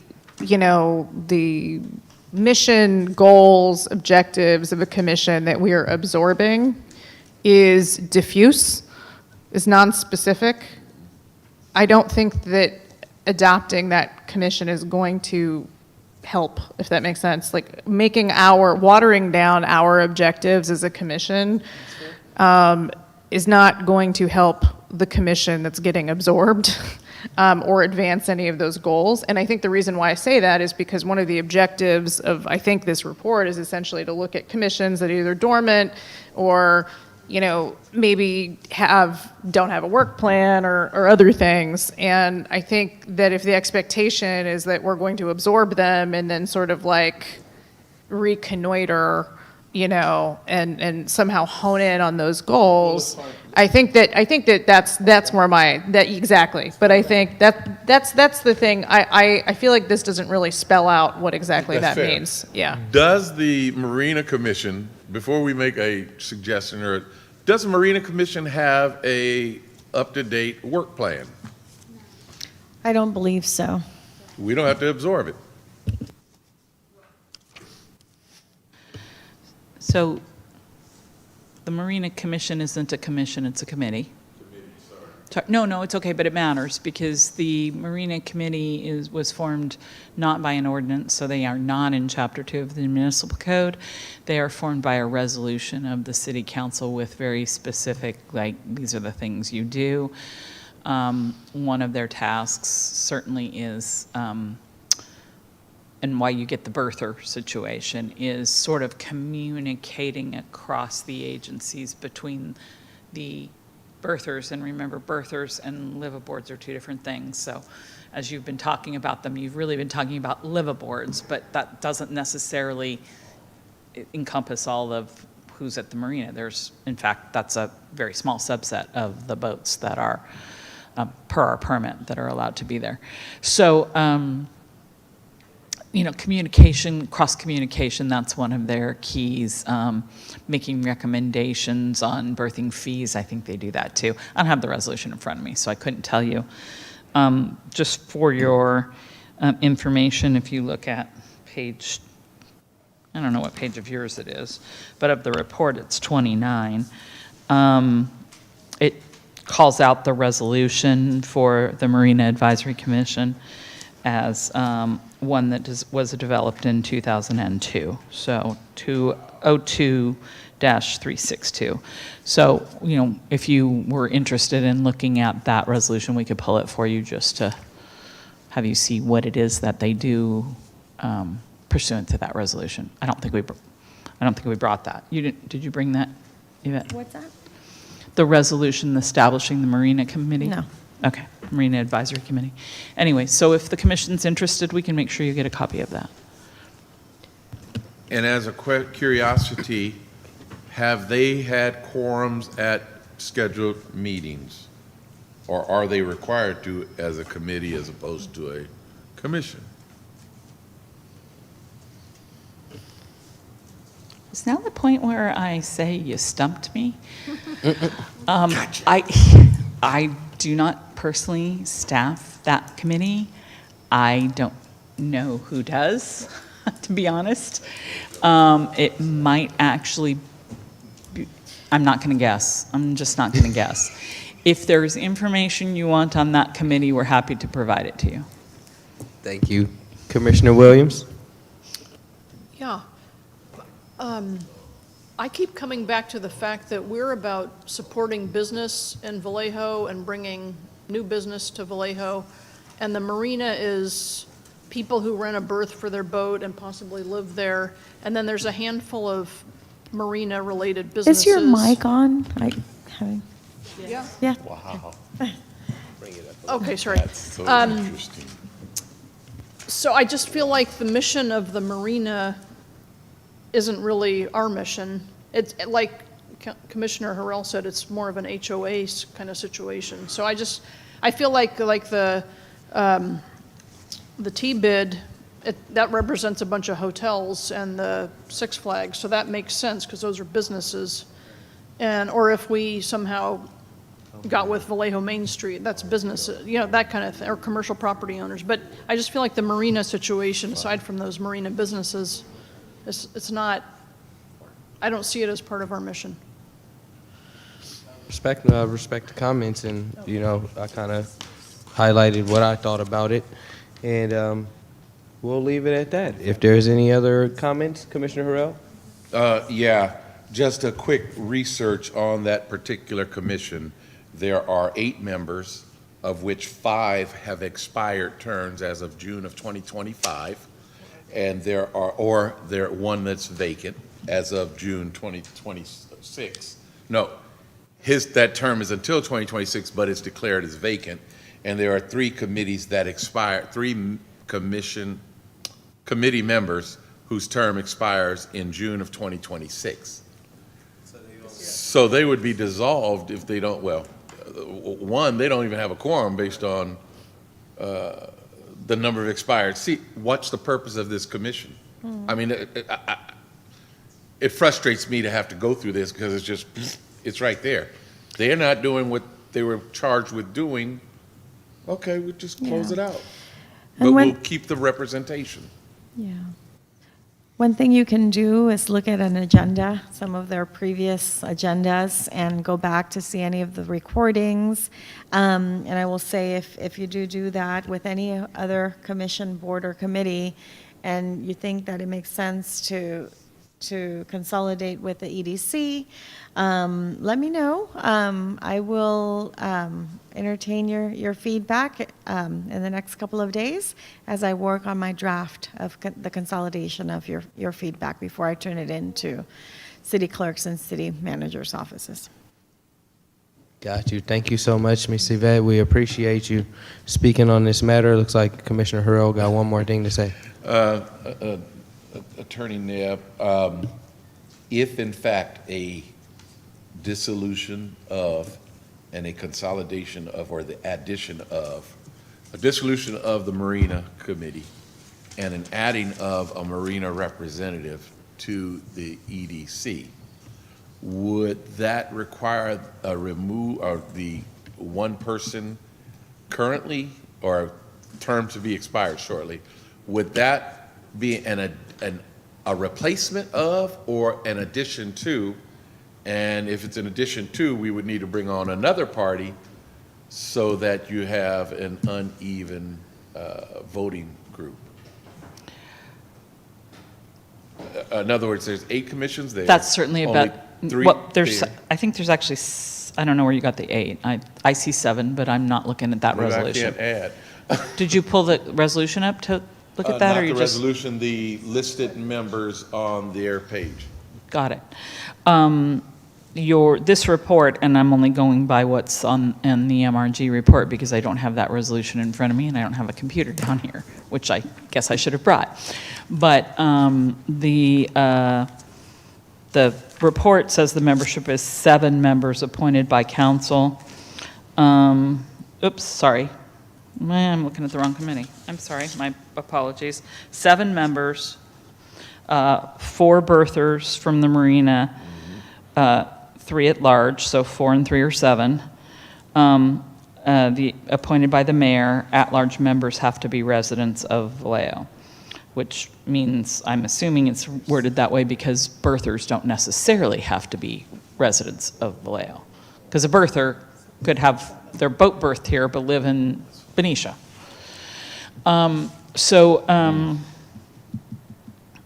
real answer to your question is, if the council were to make a determination to combine the Marina Advisory Committee with any board or commission, this one or any other, then, the call of that question is, what do you want to do with the seats are currently filled? Do you want to wait until one or the other has a vacancy and then not appoint and move somebody over, or more than one vacancy, however that looks?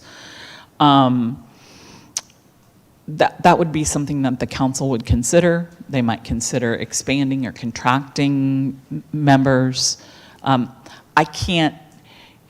This report is only kind of calling the initial question. Is this kind of a good idea or not? It's not drilling down into, and how do you accomplish it? So I think, calling the policy question first, or the practicality question first, is really where this is kind of going, and the council's asking for feedback.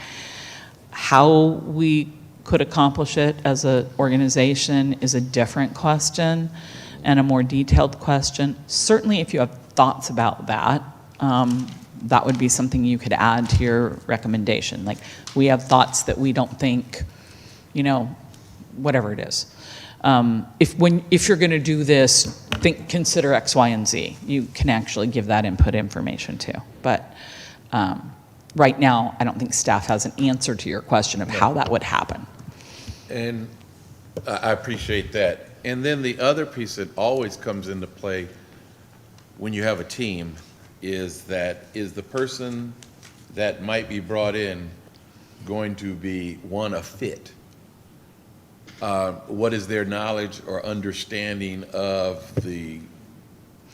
economic development, of any type?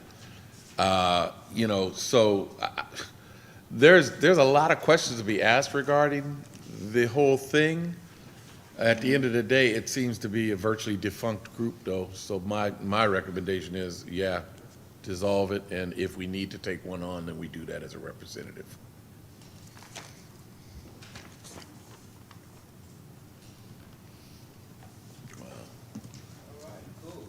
Okay, that was a good discussion there. Thank you so much, Secretary Yvette. We appreciate you. Thank you all for your feedback. Yes, ma'am.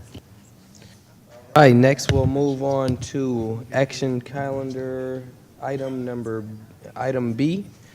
And this is a request and direction for 2026-2027 EDC budget for the upcoming city council meeting on March 3rd, 2026, dedicated to considering boards and commission budgets request. Okay, so I'll open that up to the commission. 8B. Yes, we're on 8B, guys. And looks like Commissioner Harrell has something. Oh, All right, he's got nothing right now. Do we have any direction for a new budget? I'm going to go to Vice Chair on that.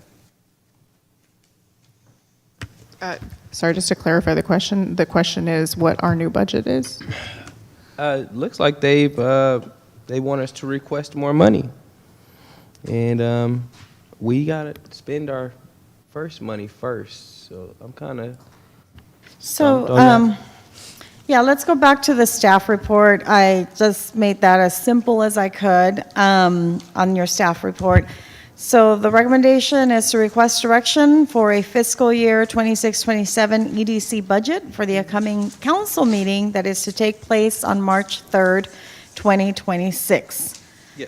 So you have an approved budget of $30,392 for fiscal year 25-26. You have expended $2,435 from that budget through September 2025, and the EDC now has to discuss and provide direction for its desired budget for 26-27 and make that request, which is to take place on March 3rd, 2026. So I will need time to work on that staff report or that request, bundle it up with finance. That's going to be taking all of the requests of boards, commissions, and committees on that date for council to review the request and maybe approve such budget requests. Understood. So yeah, my understanding is it's budget time again, and we need to either make a request or not make a request. And we still have $27,967 available. But obviously the next item on the agenda is actually spending, at least. Through the chair, Yes. there was a member of the public that wanted to speak on this item in particular. Is it time to On open which that up? item? On the one before or this one? On 8B. On the current one? Yes. Okay. I just want to add, so it's not confusing. So that $30,000 budget minus what you have expended does not roll over. right. Okay? Exactly, yes. Right, so that's why we got to make That's why- decisions. yes. Chair, I'm not sure the proper procedure. We could check with our attorney. I would like to suspend discussion on this item and move to 8C first to determine the allowable use of funds and Yes. what has been determined here. Yeah, to determine what we need for next year without knowing what HC presents, what HC allows. We don't really know what we would ask for in the way of a budget. We just be throwing a number, spitballing a number out there, and I don't particularly care for that process. So is it, is it the purview of the chair to allow that suspension, or?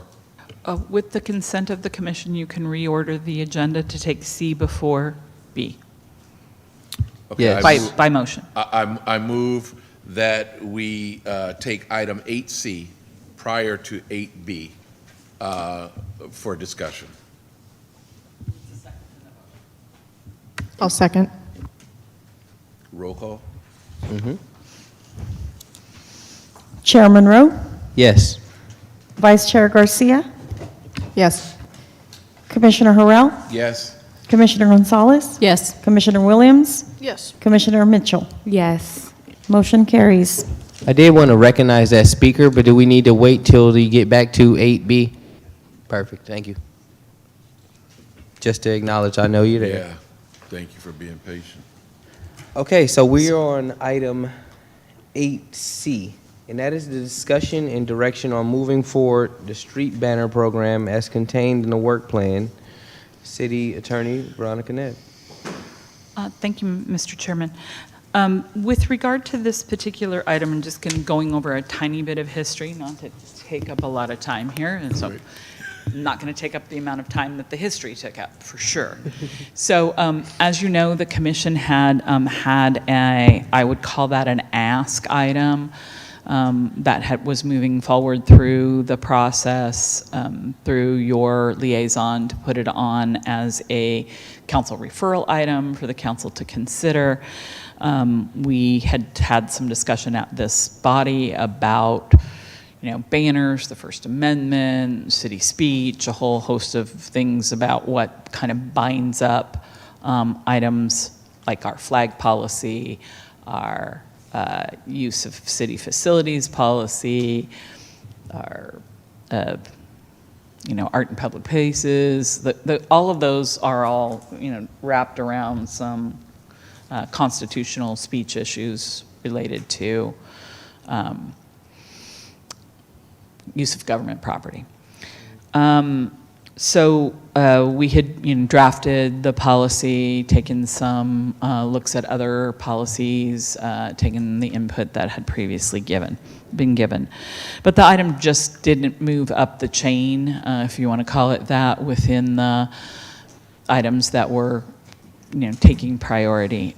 So one of the suggestions that came forward was that we just adopt it as an administrative policy, at least for now, so that you could so that it didn't continue to hold you up with what are your actual asks relative to this.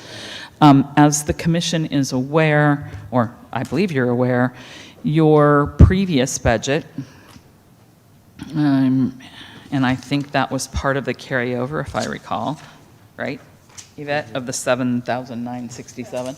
Yes. Yep, okay. I think I have it. It's in my lap already. Okay. I keep my own in this drawer, don't tell anybody. When you had carried over the previous 24-25 budgetary asks, and the council had approved that carryover, that left you for some of those items with $7,967 of carryover money. Obviously, that carries to the end of this fiscal year, which is June 30th of 2026. The item that you have down actually originally tied to a different work plan, as you know, that you had, but it remains as part of your budget. That item was listed as grow Vallejo pole banners and signage for $1,500 within the budget. What was the number again, please? $1,500. 1,000. Are we able to pull that up? You can have Is- mine. I mean, I'm happy to pass this down. This is just one I keep in the drawer for. I can share mine.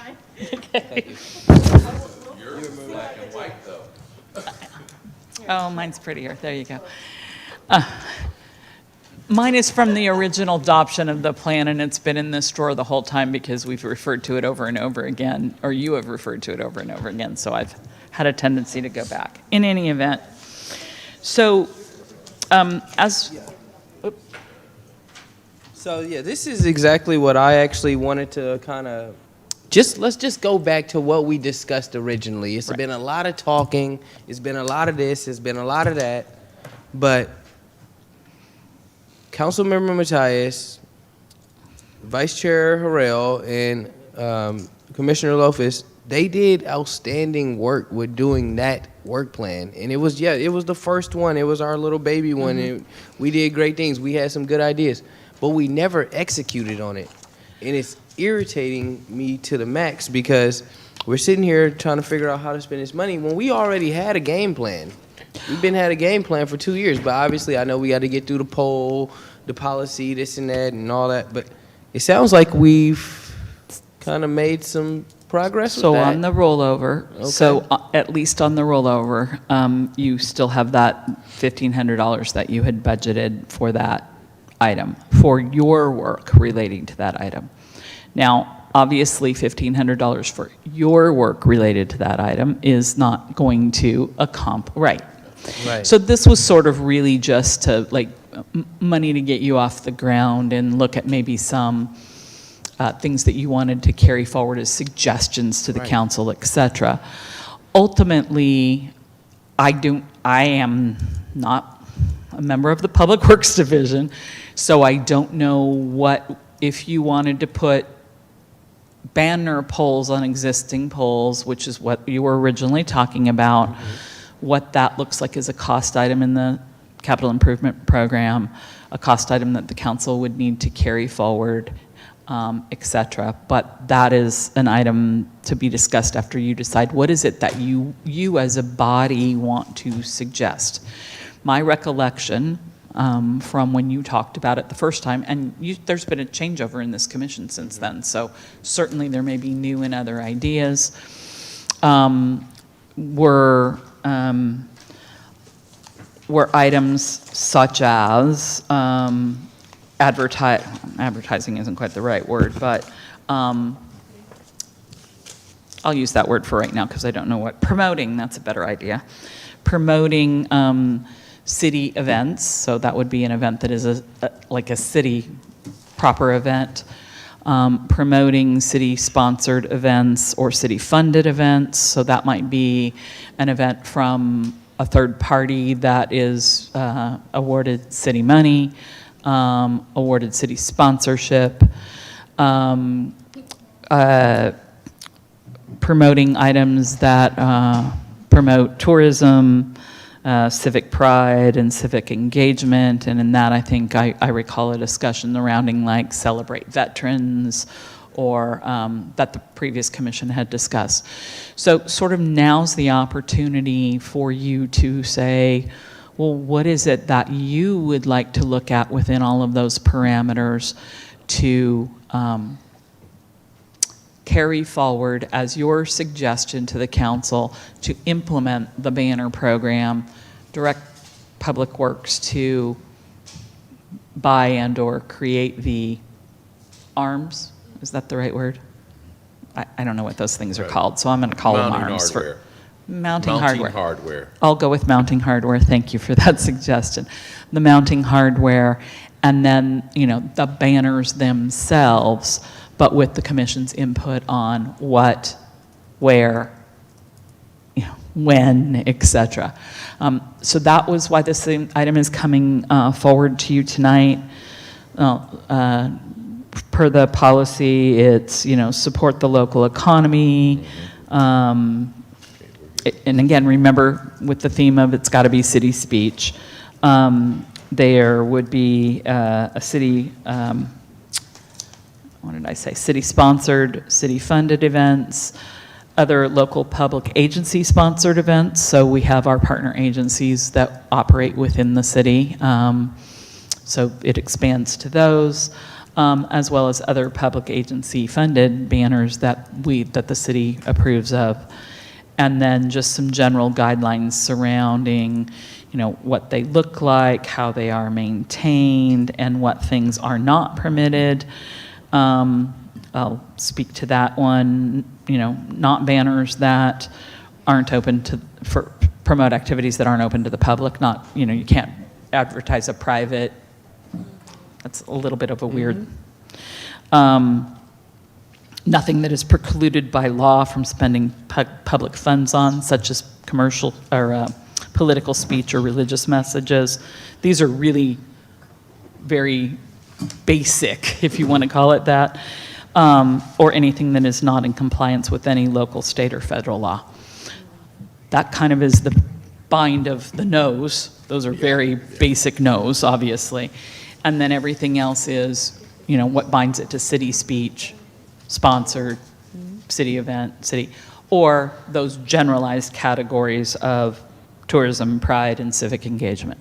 So leaving that with the commission to have a broader discussion about what you might want to suggest and carry forward, I'm going to stop speaking now. Got you. Vice Chair Garcia. Thank you. I respectfully, I'm going to have to strongly disagree with the chair in the sense that I actually don't think that this commission has failed to execute. I actually think that the city has failed to execute because I really want to reframe this for everybody. Everybody knows, I think, on the commission, I have a toddler. This pole banner discussion actually happened on my first commission meeting when I was sworn in when I was pregnant with my son. So for those of you that are new, just so you know, I know it's been at least 2 years that we've discussed this. So with all due respect, Chair, I have to disagree. I feel like there has been ample discussion, decisioning on the execution, and I think the point of confusion that I have is if we keep adding to process and the process continues to change, then there is not really anything to execute. I'm certain that we could vote on this today, but I guess the question is, will we be voting on this again in 1 or 2 more years from now? And how is this actually going to build momentum is my real question. So I defer to some of my colleagues that have been here longer, but I'm confused at how we haven't spent the money. And I think that the reframe for me is I feel like we've talked about spending this money. We do not have the authority to actually execute the spending, and we have said that we want to spend the money. And at every turn, we have basically been said we need to do X, Y, and Z to spend the money. So I do think, Valid points. just to answer that question a little bit, because it's a little bit, I think, difficult. You have an amount of money that will, in your budget, the $1,500 that I think is unlikely to be able to pay for the hardware and differing banners over time, right?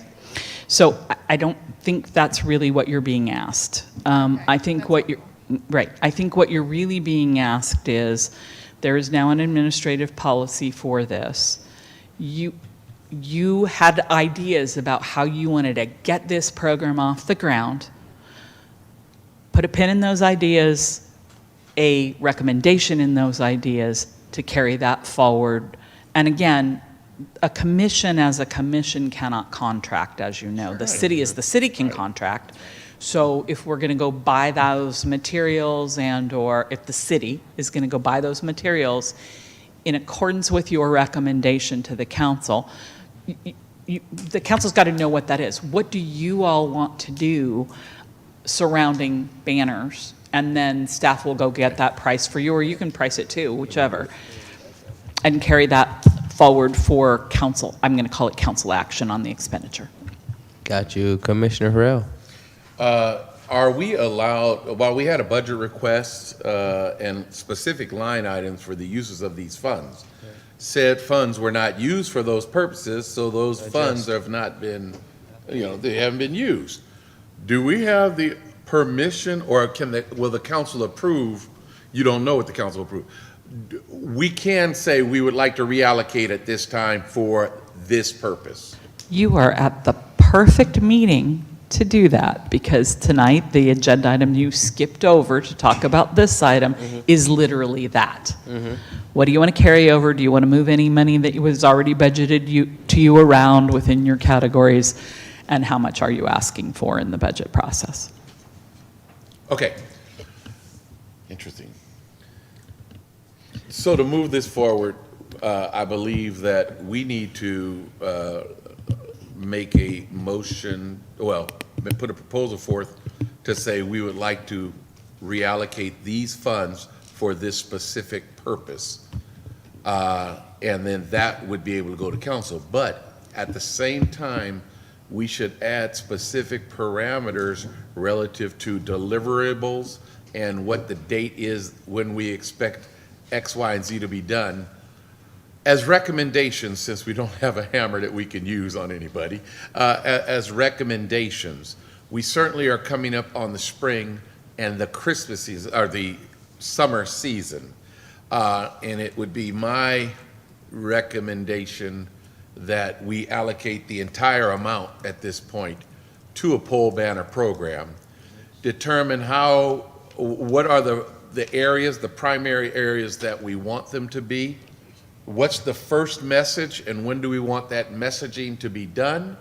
Well, I guess the city must have a process for graphics on the graphics or otherwise. I'm not sure if that's a contest or what it is, but whether it be celebrating the 4th of July and summer nights that happen during the summer. Isn't summer nights is what it's called? No, Hot August Nights is Reno. Ours is Hot August Nights too? Oh. Oh, I hope they don't have a trademark up there. Stop. Madam Attorney, go look it up, please. Oh, it's not a city-run event, though. August Summer Nights is done by Main Street. So It is, but then the question is whether or not that is a city-sponsored event, which would make it qualify. So this is very interesting. It's a nuance. Or What city-funded we're event. saying is, if an event is, an event, we can have pride things, and et cetera, et cetera. I love Vallejo, this is District 6, 5, 3, whatever. Celebrate X But- week or whatever. Yeah, right, but if it's an event such as August Nights, Hot August Nights is my new understanding, Hot August Nights, since that's executed by a non-city entity, those banners could not be used for that purpose, although it's a city event. Not sponsored by the city, but a city event. So it's sponsorship or, how do I put this? Sponsorship or funding qualifies it. So if the city provides it, funding or sponsorship. So, this event is sponsored by the city, which doesn't always necessarily mean funding, right? It could mean in-kind services, it could mean a whole host of things as to how the city goes about sponsoring events, then it would qualify. Okay, so if the city is allocating any resources towards the event, that would be a qualifier. Yes. Very good. Okay, so, again, to the commission, my recommendation is that we put in motion, one, and a request to change the way the budget is being allocated, push all the money towards the pole banner thing, get it off the ground, make a request in the next item for the same funding, because we're gonna have to we'll have a couple of things, and I don't know how it passes off for installation and maintenance. How do those get paid for? The installation, let's just say. It's Public Works, but are they gonna say that, this is going to cost X amount, we need this money to come from? Well, Commissioner Garcia? thank you. Vice Chair? I wanted The to, question wasn't answered. oh, go ahead. Sorry. So your question is an interesting one and can go one of two ways. One, you can take this money that you had allocated for various different activities of this commission and say you want to put that towards this program. Or two, you could put a separate ask that isn't asking for the commission to have the money, but asking the council to allocate it to Public Works to, not this money, but allocate money for the, what did you call it? Banner hardware? And staff time to put the banner hardware up through the council's budget process, which would not be you taking any additional money out of this particular budget to do that. Now, in a very constrained financial environment, you might want to say what you're saying. We would like to have this much money from our budget allocated to that program, and you can definitely do that. I think that's the right step we need to take. Yeah, the challenge that I would see in that is that we have no idea what that amount would be. And that amount for install, I mean, when it comes from, I was made aware of what it costs for a street sign by way of confunction, and I'm like, I think it's on record. It blew my mind, and I'm not, it's not, it is shocking. I don't know how the numbers come up, but it's shocking, and I don't want to blame, and I'm not putting the onus on anybody or the budgetary process or other, but it's something like $2,000 or $3,000 or $4,000 per street corner for a street sign. I'm like, where's my pliers, my socket wrench, and whatnot. That being said, if we move this forward, I would think that if we have a plan, because we're going to move it forward today if we do choose to. We have a plan of what we want done, how we want it done, what the timelines are, what the purposes of it are. And I think that the council would be willing to look at the budget and say, hey, look, we need this to happen in Public Works because this is an enhancement across the board for our city. So we can. And I do think it's important, commissioners, that the piece you're talking about, the piece Commissioner Harrell is talking about, where, how many, what you want it, what you want to give as your suggestion for the inaugural banner run. Right. Because they can be used again in the following year and the following year and the following, right? So theoretically, depending on what text you put on them, like dates are a little problematic maybe, but yeah. Yeah, reuse. Right, but is something that roots in taking that back to the council and raising this beyond an idea to an action, if that makes sense.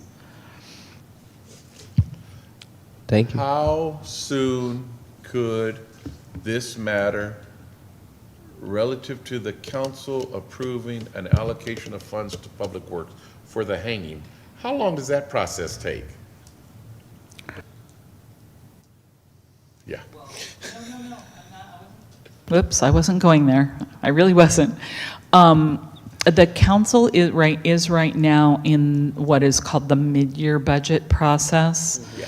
It's a little later than mid-year this year, but it is the mid-year budget process. So mid-year is, budget is June 1 or July 1, June 30th, July 1 through June 30th of the next year. That's a year's budget. But in the middle of a year, the council looks at it and says, where do we need to make cuts? Where do we need to make adds? What do we want to do with this? But it's kind of going to be a bit of a 1-2 punch this year, because as they take the mid-year budget action, they're going to be the heels, they're right on the heels of planning for the budget that would start next year, July 1. So to the extent that the commission wants to say, we were allocated, I don't know how much is left of the 7967, but I bet Yvette does. Yeah, so there's a, $27,000. yeah, there's a No. spreadsheet. Oh, you're talking about the whole of the previous budget. $1,500 won't buy us. No, for no, this group. so stay with me. You had two kind of weirdly separate budgets for budget numbers. So same piece of paper, if you look on the back side, there was the 20,000 that was tied to the 25-26 25-26 budget. Right. And the leftover 7,967 that was tied to the 24-25 budget. So I think you want to be clear what you're asking to allocate of which of these things, or both, or whatever it is, and then to what activity, where, and for what, if you want to put that here. Now, let's just say for the sake of argument, the council gets a, I'll call it bid from Public Works, that it's more than what the commission wants to allocate from commission previous budgeted funds, right? And there's a shortfall, then that's up to the council to determine whether it wants to fund that shortfall. So Okay. I don't think you should get too terribly wrapped around, if you want to move this quickly, I don't think you should get too terribly wrapped around the axle of control what you can control, I guess is what I'm trying to say. What you can control is your ask, how much of your own budget you want to put towards that particular ask, and then where it goes from there, maybe a council decision about whether it wants to fund a shortfall if there is a shortfall. Thank you for that explanation. Vice Chair Garcia? Yeah, I think I'm really, I think, struggling to support understanding the process. If we put forth, and again, I believe these numbers came from the previous work plan. I'm not sure how we arrived at those numbers, but we arrived at those numbers. And I think the challenge that I have is if we're allocating money and we don't have any sense of what the true cost of what that is, I mean, I think that really our options then, or the options for the council, is to rescind those funds if we don't have enough to like actually accomplish the goal, theoretically. Or I'm also a little bit baffled at why we wouldn't have a quote even, or even some ballpark number or any communication about what this would cost 2 years later after we've been trying to spend the funds. It wasn't authorized, so they wouldn't look up a Well, fund. let me also say, Right. you said you wanted a banner program. You never got to, with all due respect, where, how many, on what street. I mean, staff can't go get you a number for what it doesn't know it's going Totally. and getting you. That makes sense, but I guess the question that I would have is, again, kind of like looking at the duration of the process, right? You know what I mean? Like, Sure. we're having this conversation and we don't have any of that information in which to arrive at a number to Councilmember? budget. We do. And so if we don't have that number, if we've gone through this process and haven't gotten a number, like I wouldn't feel comfortable shooting in the dark and like trying to like allocate funds to something that we don't know that we can budget for or not. So one of the things that I think you could do, and then I think Councilmember Matias probably wants to weigh in, but one of the things you could do is decide, where do you want this, how many and where do you want it? How, 1 block, 2 blocks, like what do you want to do? Because then staff can price the hardware. And then, you know, how many do you want them? I mean, usually they're double-sided. In fact, they have to be double-sided. And what do you want on them? And staff can go get a price on that. But if you never decide what that looks like in the context of what do, you can, this program can be expanded. You've got one thing you previously put a pin in that you wanted to ask for. Give the detail, you can give the detail on that, and staff can come back with that price, if that's what you want to do. But I think Councilmember Matias activated his camera and may have input here. Yeah, I was trying to avoid having to weigh in on many of the conversations that you guys have had this evening, and was going to report out during my portion of the meeting. But as it relates to this discussion specifically, there's sort of two things going on here. One, there's the operational piece, right? So how do we make sure we bring this program live? And I think the action item that's on your agenda this evening gives you the opportunity to think about what that would look like, or whether or not you even want to do it at all, right? Because right now, what the city attorney's telling you guys is, we have an administrative rule or a policy we've developed that would allow the commission to proceed with this program that was part of its last work plan. It got rolled over into the new one. So I would sort of think about this in two different ways. On the one hand, you have to decide, do we actually want to move this forward with this program? And if so, what are some data points that are missing today that we would have to bring back at the next meeting to start to move that train to spend those dollars down? At the same time, as you're looking at budget requests, you also have that June 30th or that July 1st deadline. So if you are under the banner program deciding that you want to move that forward, I think part of what you would then decide as a group would be to request for the council that for those monies to go towards that program. And it very well may be that as you do the research, more information surfaces, at which point you would then, send, whether that's a resolution or a written report to the council saying, hey, we kind of misquoted this a little bit. We thought it was going to be 20K. We're going to need 21K. There's still enough of a runway between now and June to get that information. But my concern is the more we keep talking about it in theory, the less time we have to actually operationalize it if you guys want to do that. That's, I guess, what I want to contribute to the discussion without leaning in and respecting your authority and your purview. Thank you so much, Councilmember. Vice Chair Garcia? I think maybe one thing to clarify as we make a motion is what pot of money we're allocating. I think Commissioner Harrell, you mentioned all of it. I would support the $7,000 from the previous year's budget to allocate that amount. You Yes, may that need to was my ask thought Yvette how process much on of it. that is still unexpended. at Yeah, this I point. would, I would, 79. I would, 7967. Yes. Yeah, so that first year you had 10,392. And so from that 10,392, your balance is 7,967.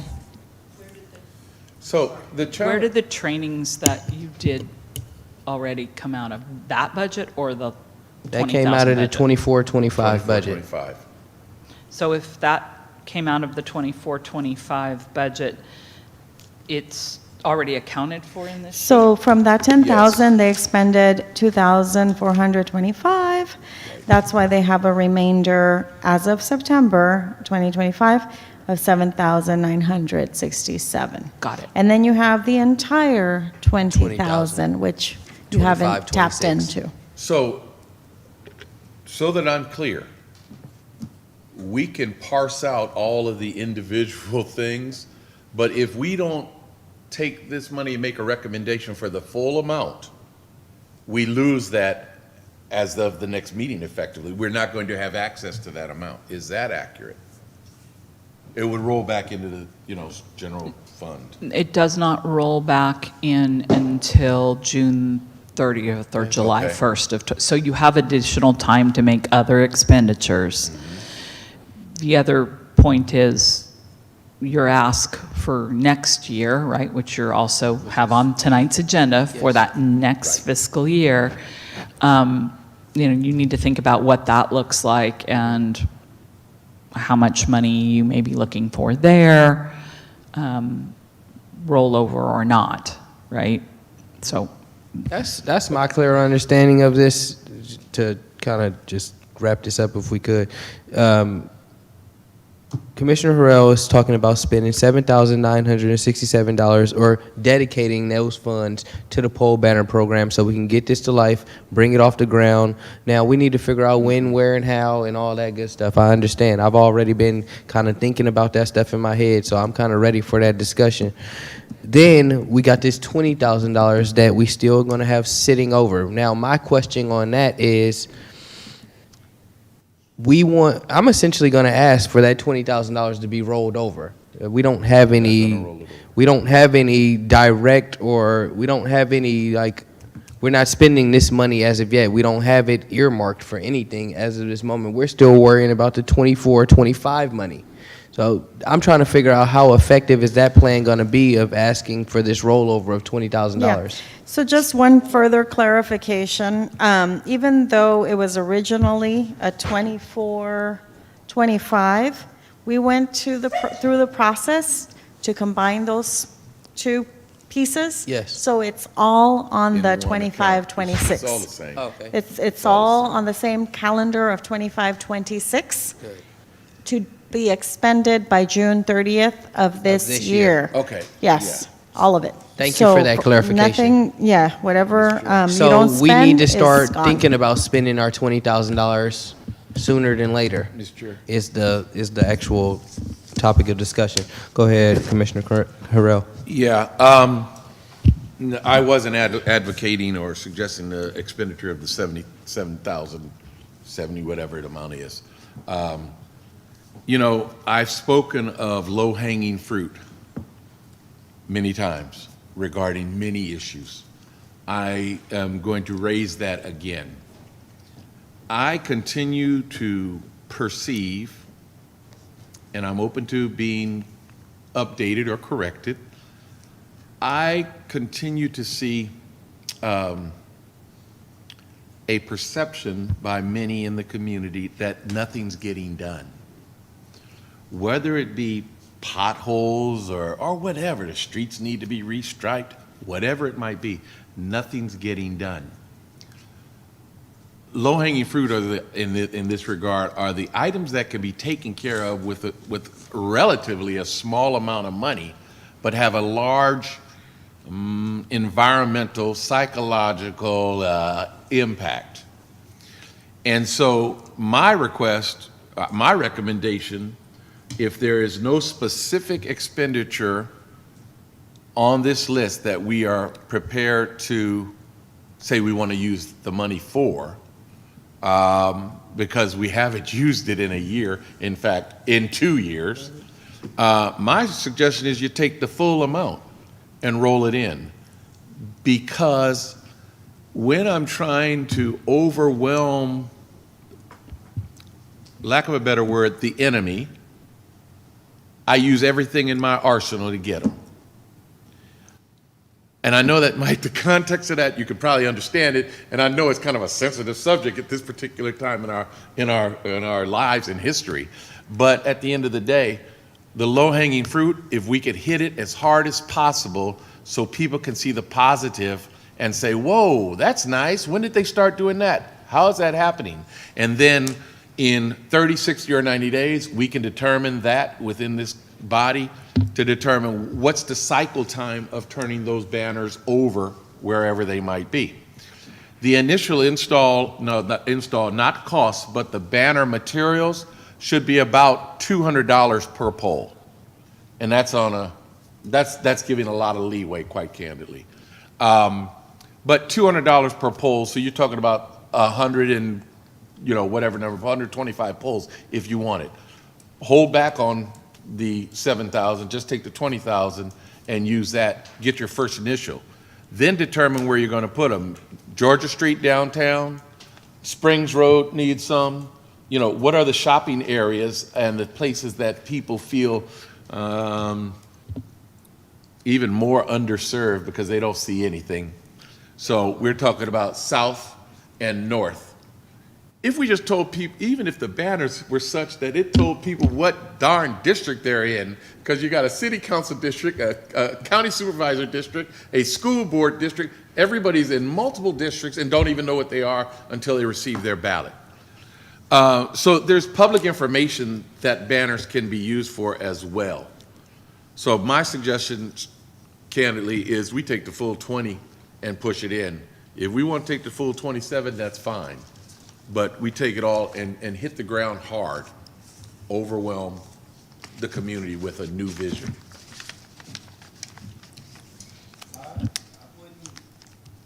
I wouldn't disagree with that, but let me go ahead and let Commissioner Gonzalez speak to it. I would respectfully disagree. I don't believe that the $20,000, placing it in one pot I understand your vision and the impact that that would, create. I do have some recommendations to earmark for a few things, if you would like to consider. Community engagement. We have an upcoming Dia del Niño, the Day of the Child, last Saturday of the month. That is a city-sponsored event. Also, we have the yearly Vallejo Waterfront Weekend, or Vallejo Fest. I would like to earmark under design and communication to support that effort, also a city-sponsored event. And I would like to set some funds from the beautification portion to improve the visitor center for Visit Vallejo. I can provide some estimated numbers, and we can discuss if you guys would like to. Thank you for those details. Quite honestly, I kind of got to go back to what Commissioner Harrell was talking about as well a little bit. I mean, I wasn't envisioning spending $27,000 on banners because I think that our 25, 26 work plan is very detailed, and we got a good $20,000 to work on a lot of those things. And obviously, we're going to be under budget for a lot of these things. That's just a realistic way of thinking in business.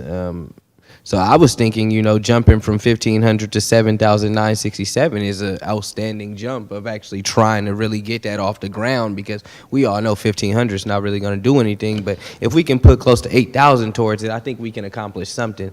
Now, sacrificing the whole 20,000, I understand what you're saying, hitting it hard, a grand slam, a home run, but that might be pushing it, and I'm not even sure if I'm not even going to speak on the commission on that, but I'm not sure if everybody would support that.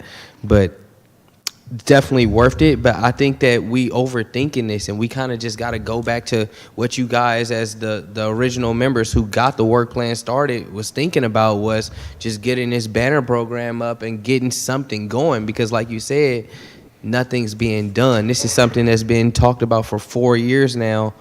I got a 2-year-old. Vice Chair Garcia got a 2-year-old now. Both of our babies done missed out on these banners, so we got to get these banners up. I mean, good God, I don't know what to tell you at this point. Don't make me lose it. But let's get some banners up.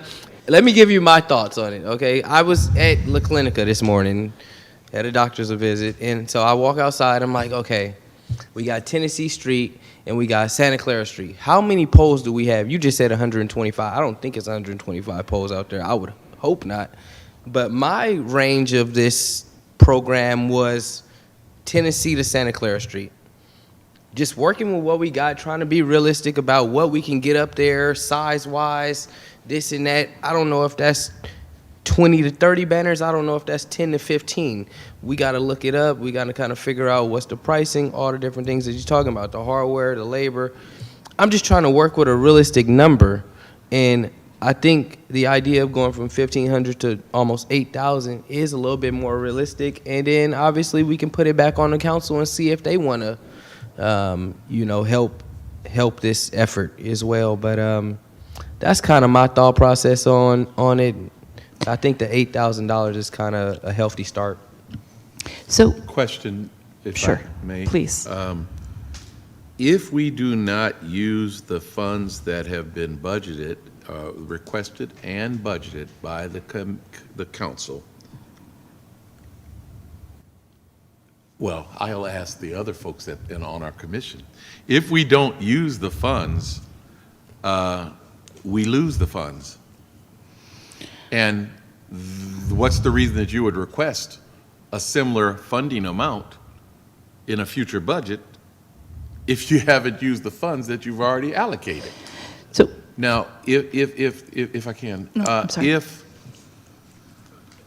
it doesn't have to be 125, I gave the total based on the total amount, the total, at $200 a unit.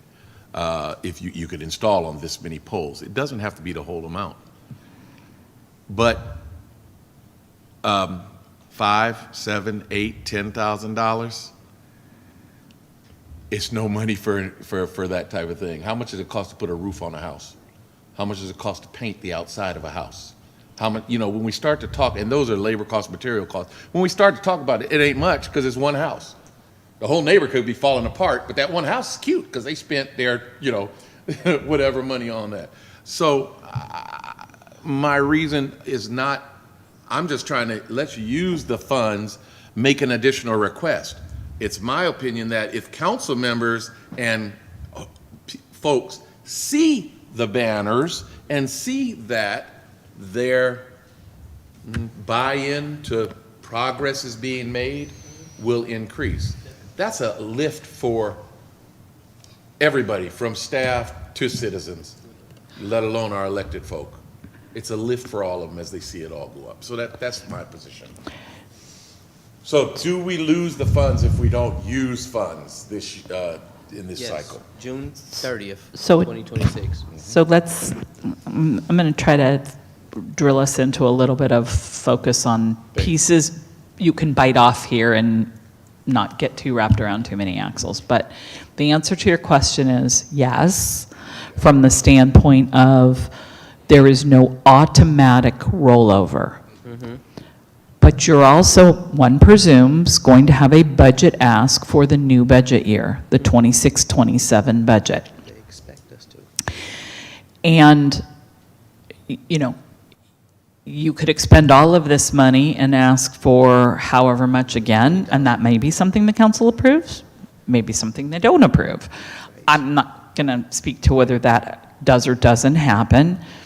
You can make your ask, or make your ask, or make your ask. You also have an opportunity, I think you're kind of blending two issues together here. What are you being asked to look at this evening?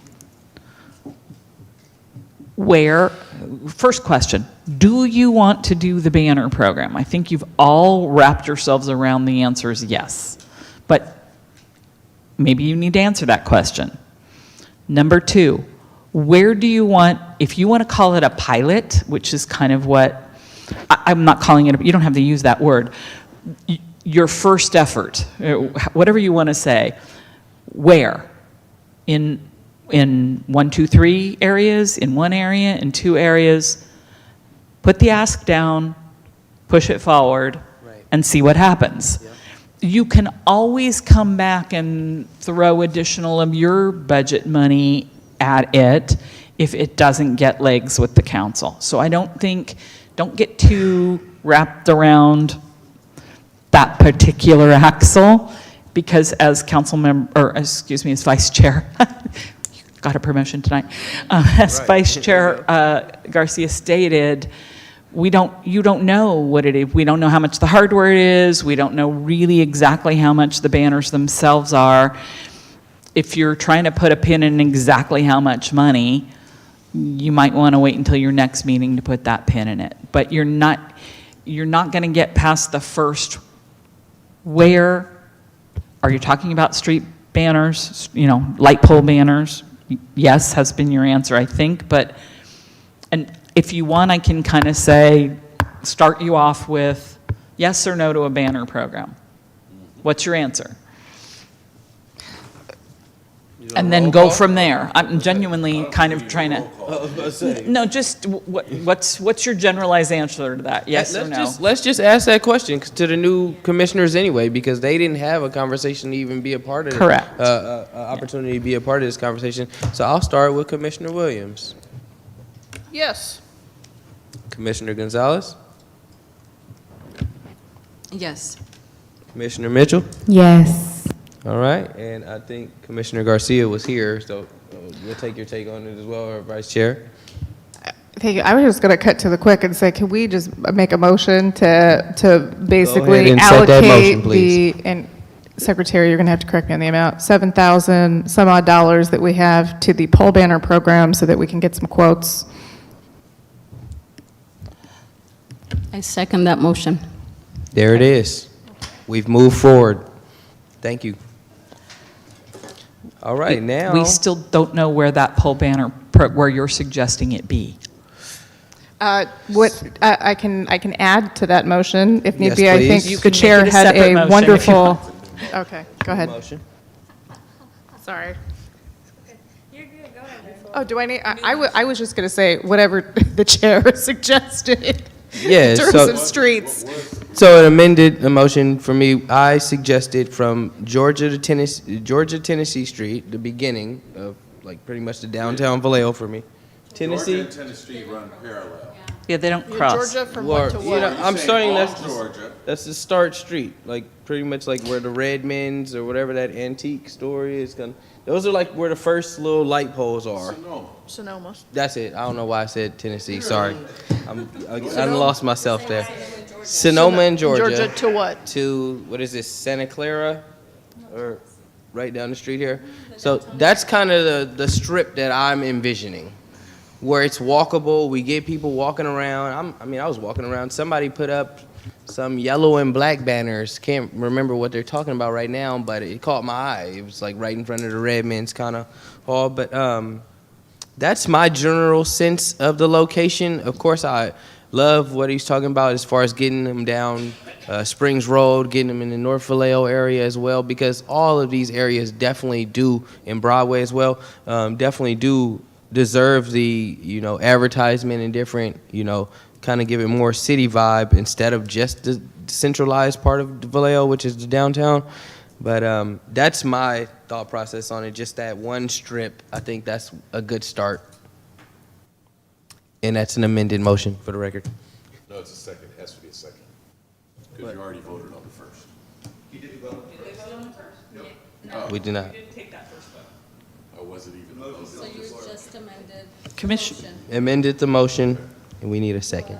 to assign 7967, right, Yes. to the downtown area? Downtown area. you need to turn your mic on, I'm sorry. Oh, Go no, ahead. that's your motion. Go ahead. You good. I don't think I can make the motions. Okay, I will motion to allocate $7,967 to the banner initiative, and that will be concentrated in the downtown area. Sonoma.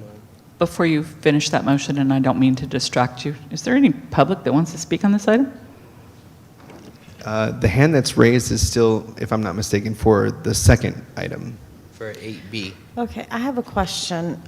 You are allocating this 7,967 as are you reallocating the funds from the current fiscal year, or you're saying move this 7,900 to fiscal year 26, 27? Which year? So we're Current year. we're allocating the Spend it now, current year. 7967, and I wouldn't consider leaving the funds untouched. I think that there's more discussion that can happen to touch those funds before June 30th, because we don't want to lose that. So the motion would be to allocate the 7967 to the banner initiative, and that would be in the downtown area between Georgia Street, Sonoma, Santa Clara.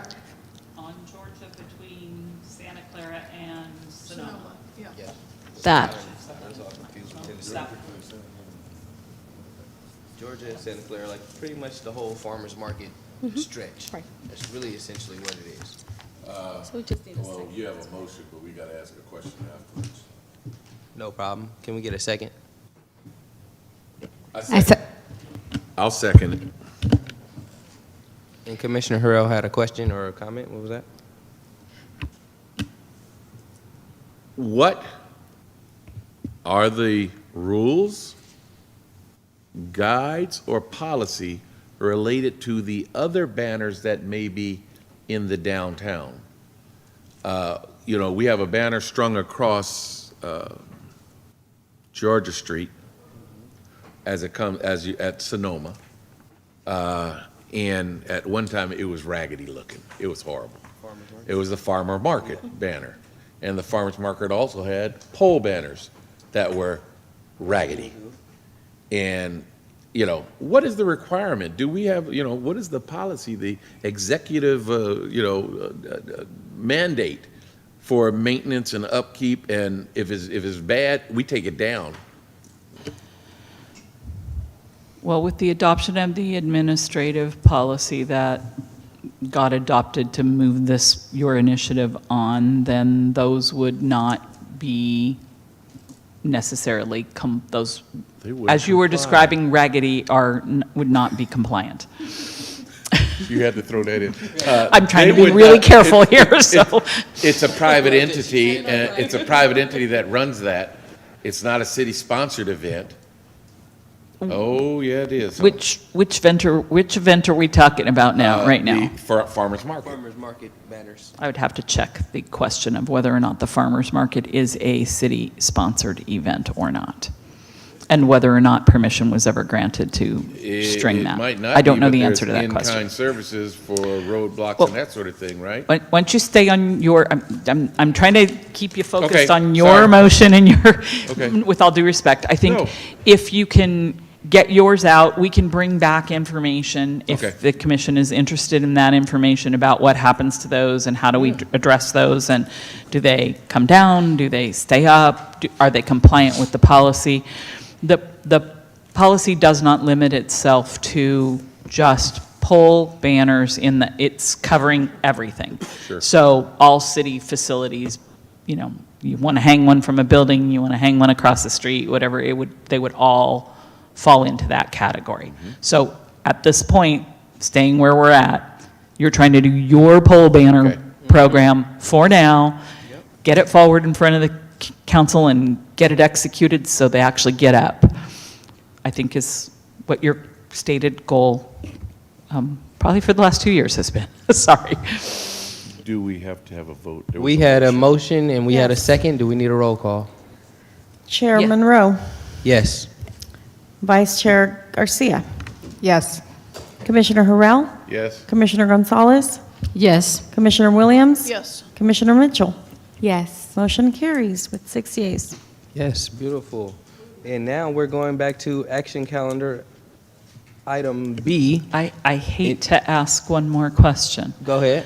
It can still come back to you, so this doesn't, you don't have to do it now. What do you want to put on the first set of banners, and do you want to make that suggestion to the council within the parameters we're talking about? You started to talk about it, you moved away from it, that's okay. We can bring it back next month. I got the ideas that I was just listening to, was shop local, buy Vallejo, support small business, celebrate Vallejo. These are some things that was just on top of my mind just from previous dialogue, I think. And then there was a community engagement. I think that Chair. event is a little too soon for us to Chair. have on the works. Yes. I was going to say, Sorry. even though I think that this may be later in the agenda, I'd like to propose that maybe there's a subcommittee Thank you. that we can have that can work on a more robust set of recommendations That's an for excellent this. And idea. in the meantime, we will hopefully have had that budget allocated, approved by the council, a proper quote that we would receive that we can actually deliver and give to a subcommittee that can take action on it. But That you would don't be- actually have the appointment of any subcommittee on this agenda yet. Correct, yet, but I would. Oh, as a future agenda. I would, Yes. I would recommend that we actually have that as a future agenda item, so that way by the time we get that quote, That's going to push us out lot of time. more and more. Banner program subcommittee? It's a two-step process, so that means 2 more months. We can bring the what back to the commission at your next meeting, and you can talk about it then if you'd like. And maybe you can advance that a little further at that meeting, or again, you have the opportunity if you want to discuss the what now. I will also just add, since our liaison has just appeared, I was just going to recommend, since we just learned today that our liaison can fast-track our agenda items, which could include, for example, an item to subcommittee this discussion at our next meeting. Council member, I understand that you are able to put that on our agenda for the next meeting, but we as a commission are That's- not. So I would request that. That is So- news to me. No, that has to, your agenda is bound by an ordinance that is the two-step process. Okay. Did I maybe, Misunderstand earlier. If the Did I? council has something it wants to ask the commission to take action on, then it can refer that to the commission. But that has to get on a council agenda the same way it has to get on here. So that's So- not a faster So an process. example- So an example of that, this past year, which I'm going to speak on later, is the bid with Visit Vallejo, right? So that came before council, and part of my request as we were sort of evaluating whether or not to approve the assessment increase that was being requested by that organization was to send it to you guys for consideration and approval. So we had a discussion at the council level. I made a referral. It was approved by the council. It got sent to the commission, and then it went in on your agenda bypassing the two-step process. Understood. And they still only got $2. I retract my suggestion. All right, I think that as City Attorney Ned mentioned to us, that we can kind of discuss the who, what, when, and where on the next meeting, and kind of, define the details that we're looking to answer at this time. But You have the what and where. yeah, I'm just talking about Yeah. everything, all in totality. So may I make a recommendation? Go ahead, sir. Each of us as commission members, we can work together. 2 people can work together. Up to 3 can work together, actually, if you so desired. But each of us should be able to provide some ideas of what would be good. We shouldn't be hashing it out from start to finish in the meeting. We should be able to do that. We could provide that to our secretary. Our secretary can then put it out as a part of the meeting. Say, here's a list of suggestions. Do you like them or not? Tell me, can the secretary do that? Yeah, here's a list of recommendations from your fellow commission members. Please review them because you're going to vote on them. Pick your top 2, 3, whatever it might be. So we'll allow her to set that up. But we can get it done and move faster than this wait until a full discussion. Okay.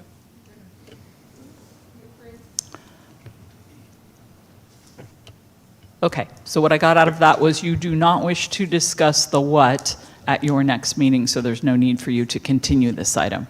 The what being what's on the banners. Yeah. Okay. No,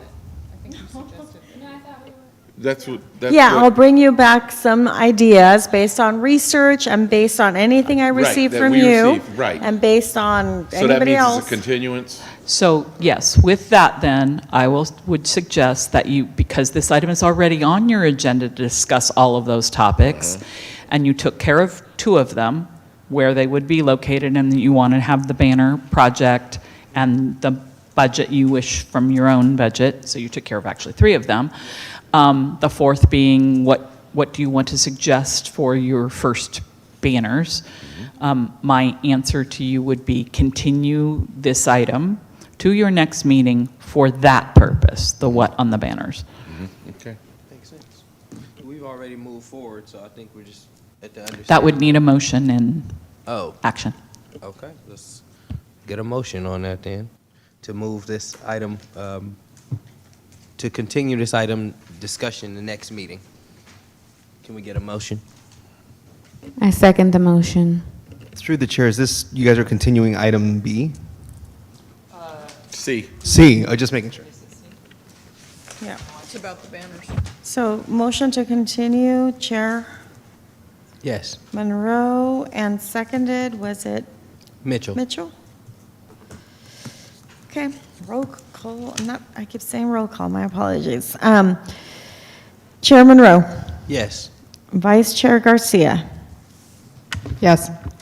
Commissioner Harrell, Yes. Commissioner Gonzalez, Yes. Commissioner Williams, Yes. Commissioner Mitchell. Yes. Motion moves to continue the item to the March meeting agenda. I hear you, 100%. I know. You gotta spend it, though. All right, guys, let's move forward. We're actually moving a little bit backwards, so going to 8B. Request and direction for fiscal year 2026 EDC budget for the upcoming city council meeting on March 3rd, 2026, dedicated to considering boards and commissions, committees, budget request. And I'd like to just entertain the speaker who has been waiting so patiently. Thank you, Chair. Melvin Cowan, you have the floor. Please unmute yourself. Thank you. Good evening, Chair, Commissioners. Attorney Neb, thank you for the clarification and insights that you provided here recently.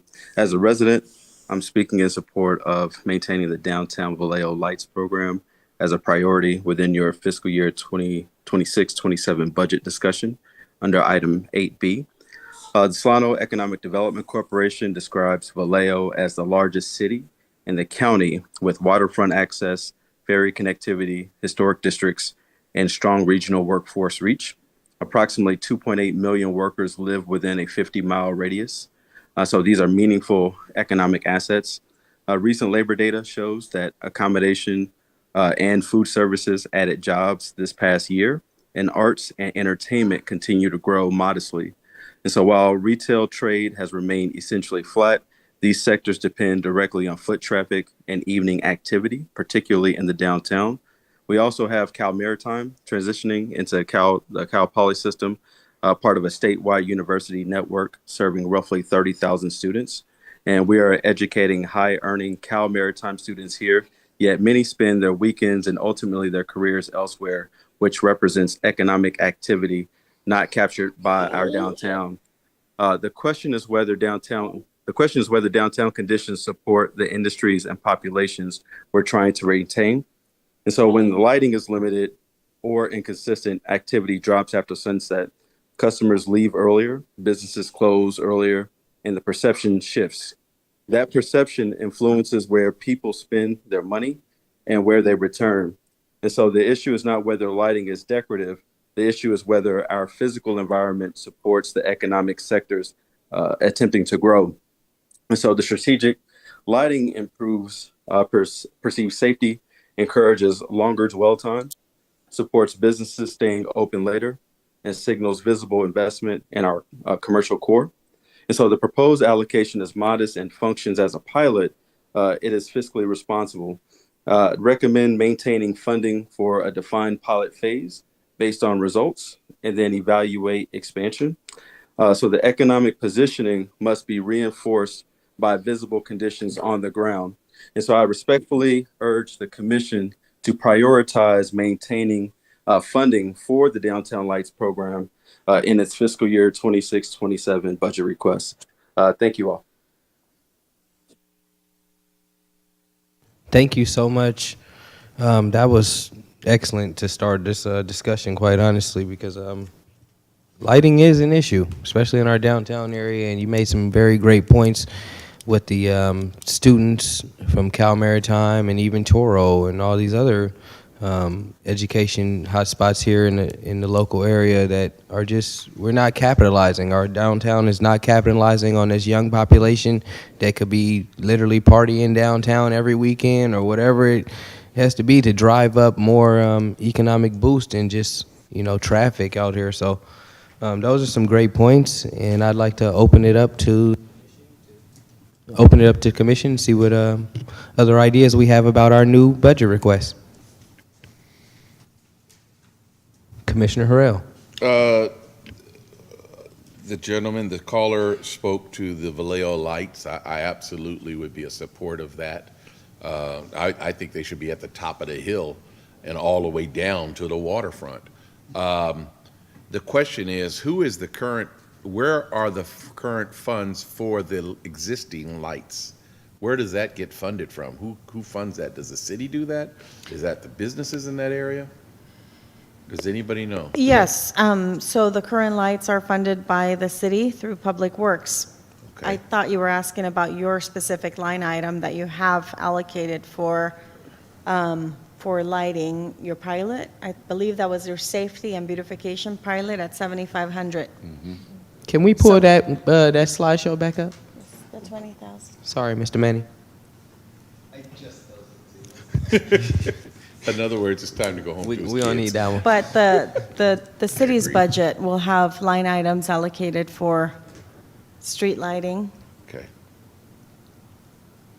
Thank you. And is that in correlation with the mentioned Downtown Lights program?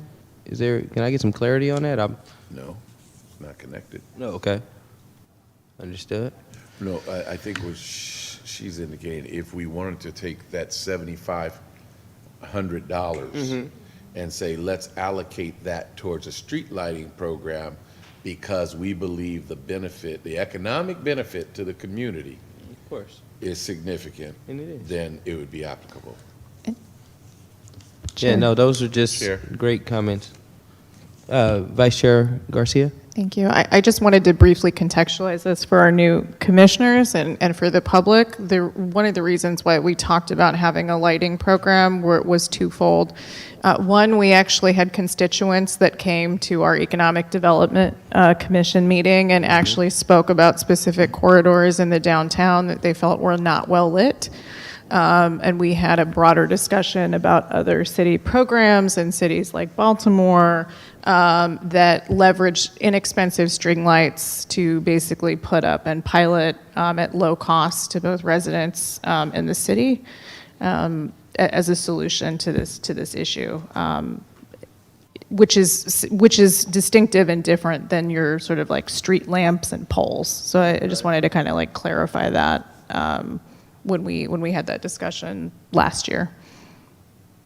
Oh, thank you for that clarification. So just to get me a better understanding, you're actually talking about like supplemental lighting, not what the city provides already, but we're actually adding to it. But you mentioned low cost and what kind of programs? Right, yeah, there's a couple of different model programs that exist in other cities that leverage string lights, and depending on the city and depending on the program, sometimes the city pays for those lights, sometimes residents themselves elect to erect string lights on their own to better light their streets and their neighborhoods. And this would be piloting that at a smaller scale to see its efficacy, to basically test its expense, right? Like we would be threshold testing a lot of different components in order to have string lights up as a sort of more immediate solution to some of the more expensive lighting costs that we would have. I like it. And in your opinion, is that 7,500? Is that like a ballpark number on something like that, or what are you thinking? I think it's a ballpark number. I don't have, there are estimates that actually exist and resources from other cities that give numbers on how much it actually costs, recommendations for lighting, fixtures, et cetera. Yeah, and they give you a good per foot cost for that. It's relatively inexpensive. In a lot of cases, I would recommend again that we would assign this, if we decided to do this, to a subcommittee that could get into the details of how to execute and to move forward a plan around this.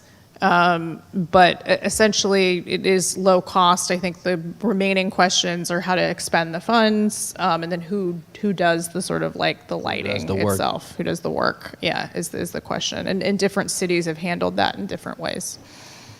Okay. Yes, City Attorney? Are you anticipating that those lights are within the right-of-way? They're on private property.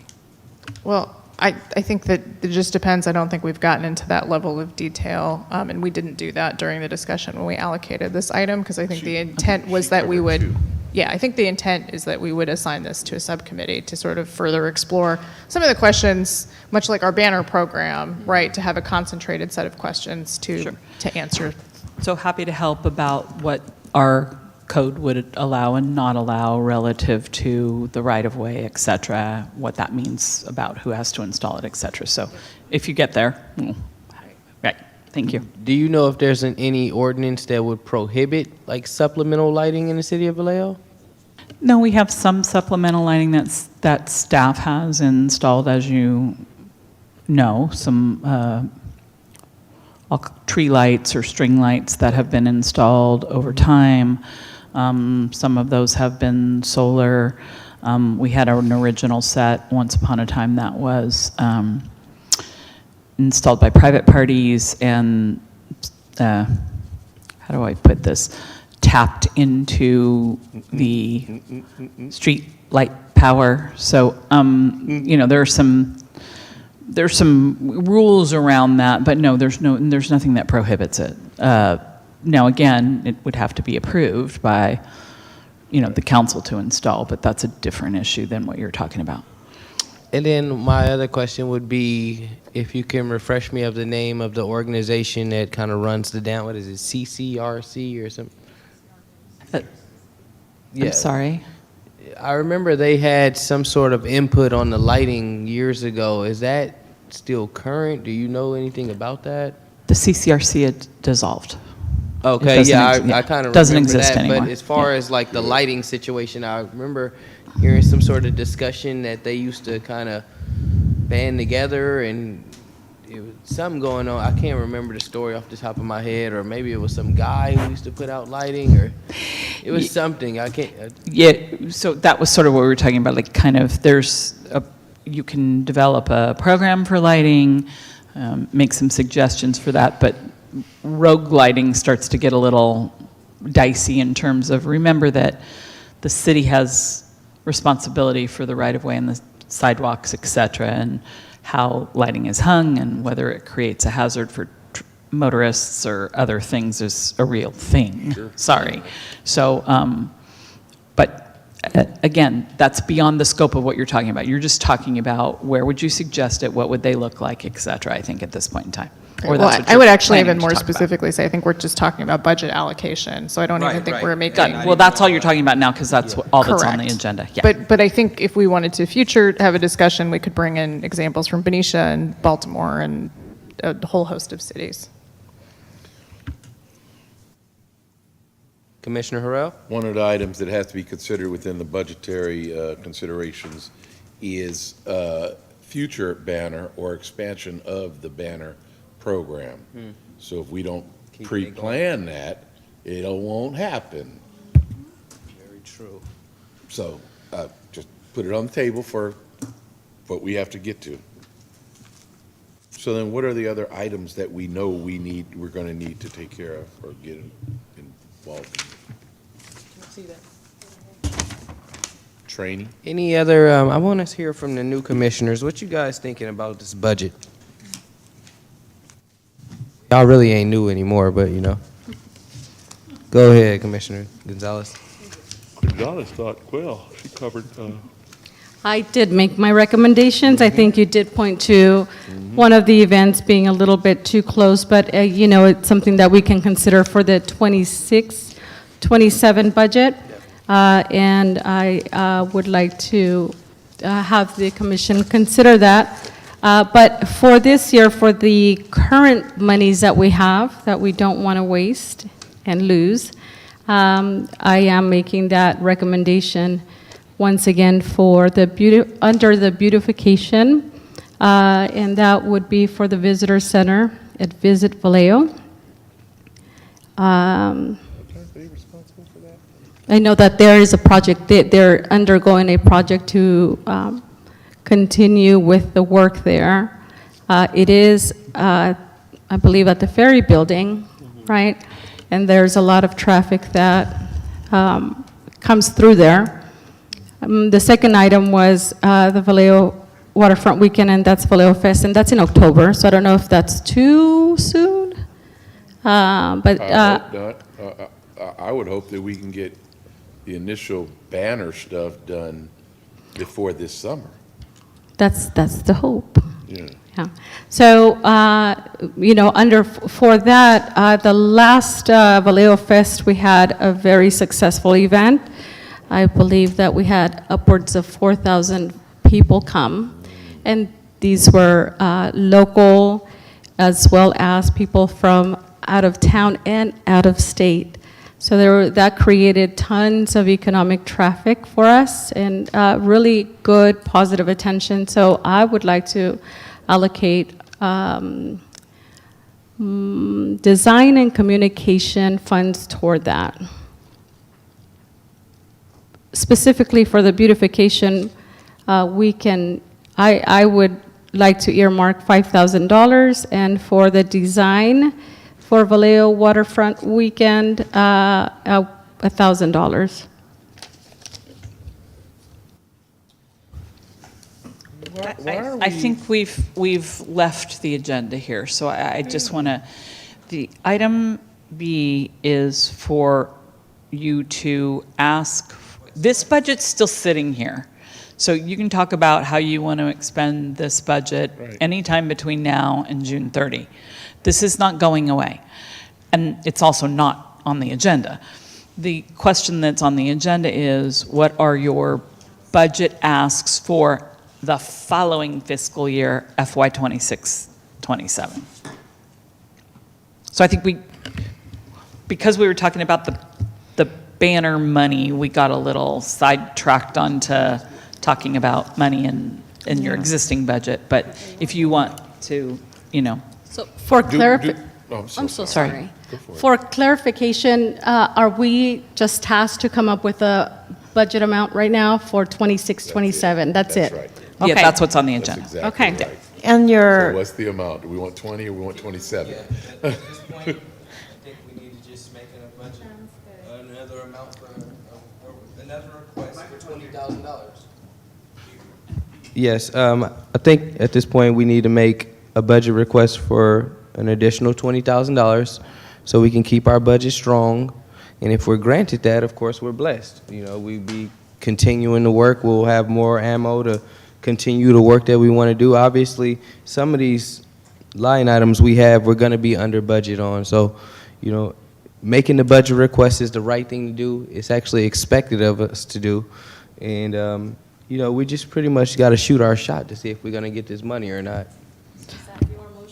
Wait, may I ask a question? Sorry. Go ahead. So are you tying that to the same budget categories that previously, remember you have to tie it to the work plan? Yes. So are you tying it to the same budget categories that you tied it to the previous year? Yes, we would be essentially extending these line items. Well, you're asking for them again. They may not, again, what you actually expend between now and June 30, that's there. Yes, I'm aware. Okay, so you're asking for the following year, I heard 20,000, in each of these categories with the same allocations, and then what you spent, you spent. Is that what you're saying? We spent zero. Well, but you've So- got 5 more months to do it. Yeah. Respectfully, understood. Yeah. We spent zero. Yes. We have 5 more months to do it. We will spend some of the money. It's unlikely that we're going to spend the 20 grand. Understood. We need, for the future year's request, though, we're going to have to recategorize or relist the line item that they applied to relative to how it's been, it would be recommended relative to how it's been used in the past.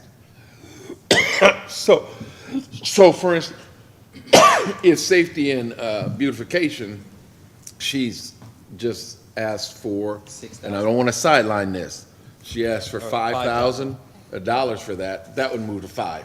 But do we need to do that at this time, or just a total figure? Total figure. Do we need to break down the categories? I believe so, because everybody's going to I'm ready to go. go forward with their requests. One thing that Finance has asked is, if you're going to make a request to council in March, you have to have a work plan. So if you don't have a work plan, don't even propose a budget. You have a work plan. Right. And so your request has to be tied to the work plan. This did it for you Yeah, last okay. year. And so one other thing is, if we could if you do get this approved, as listed under these line items, doesn't mean that in fiscal year 26, 27, you can make a modification. This is just a starting point, right? To have the flexibility to use it across different categories that are tied to your work plan. So I like them, but this is your opportunity to make any change.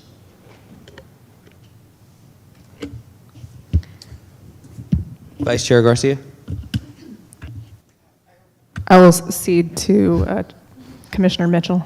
Yes, good evening, Yes, I think, my question was, of the 20,000, that those line items, we had also talked about continuing the project, right, of the banners. So is that included in those line items, or do we need to add? Yeah, so I think my recommendation is that we continue with the line items that we have for 2025 4 to 5, 5 to 6, and then we add something for the banner so that we can continue that pilot. Yeah, I think the years you want is 26, 27, if I'm correct, right? Go ahead. I make a motion that we request an allocation of $27,967 in the future for the 26, 27 budget year. The categories should remain the same as listed in the previous year. Except adding, yep. Yeah, I am. You have to add back in the category of the banners. Okay, we need to add one additional category. Yes. To the 25, 26. No, Al- 26, 27. So, Yes, to the 27, 26. 26. Okay, that's your problem. Y'all got to going too backwards. late. We're going To the 26, 27 budget, we need to take the 25, 26 line items and add a single line item for banners, a banner program. And that banner program will have a starting amount of $7,967. Okay, I think. I second. Somebody got a That was second? a second. I We got a second. motion, Gonzalez. Oh, Gonzalez. Harrell, motion, second was who? Gonzalez. Gonzalez. Okay, that's wonderful. And you still have We your, don't vote. well, wait a minute, but I just want to clarify that this 7,967 is new money, different than your other 7,967 that you're trying to use. Right now. The And if only you thing don't, they say is no. you have it already allocated We're gonna as a work it in. separate for next, okay. Okay, beautiful. Thank you guys for moving forward. All right, now we're on. Yes, I'm going. Oh, yes. Yes, I'm going. I was switching my pages. Sorry about that. Chair Monroe, Yes. Vice Chair Garcia, Yes. Commissioner Harrell, Yes. Commissioner Gonzalez, Yes. Commissioner Williams, Yes. Commissioner Mitchell. Yes. Yay, motion passes. Beautiful. All right. Now we're moving on to action item number 9. That's the second community forum. Anyone wishing to address the commission on any matter for which another opportunity to speak is not provided on the agenda and which is within the jurisdiction of the commission to resolve is requested to submit a completed speaker card to the commission secretary. When called upon, each speaker should step to the podium, state his or her name and address for the record. Each speaker is limited to 3 minutes. Do we have any speakers at this time? Thank you, Chair. Currently do not have any members of the public signed up for this particular item on the agenda. However, I did start another 2-minute timer on the top left corner of your screens for interested parties to sign up either online or at the back of the council chambers. In the meantime, feel free to carry on with the agenda, and after that timer concludes, if anybody signs up, I'll let you know. Thank you so much. Now we'll move on to item number 10, report of the city council liaison.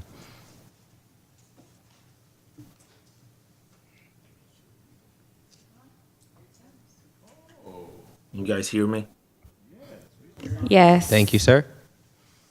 All right, awesome. Good evening, and thank you for a very robust discussion this evening on a few items that we're going to be engaging you guys in conversation over the next couple of months. I'm going to split my update into sort of 3 parts this evening. Just yesterday, the Vallejo City Council held a meeting where they discussed an $11 million request for a road repavement program this year. They also considered a stipend program for our unhoused residents. And they also approved a contract, if I'm not mistaken, to engage a consultant with a set of scopes ranging from organizational assessment to audits to other scopes. And so there was also a proclamation for Black History Month. And so, there was a lot on the plate, and the Vallejo City Council was very economical, I think, in its deliberating all of these items, concluding the meeting at 11 o'clock. I was not in attendance, but I'm happy to answer any questions you guys may have, as I was able to watch the tape this morning and be able to think about some of the decisions that were made. So that's one. Two, want to just echo some of the stuff that has been shared in this meeting with respect to Chair Lufus's service, not just to the Economic Development Commission, but more broadly to the city of Vallejo. We had an opportunity to work together over 4 years. She was instrumental in spearheading the Business Spotlight program, conducting business walks, reactivating Vallejo Main Street with me, and not just reactivating Vallejo Main Street, but then being just a key piece in reactivating the downtown area with the August summer nights, not to be confused with hot summer nights, Commissioner Harrell.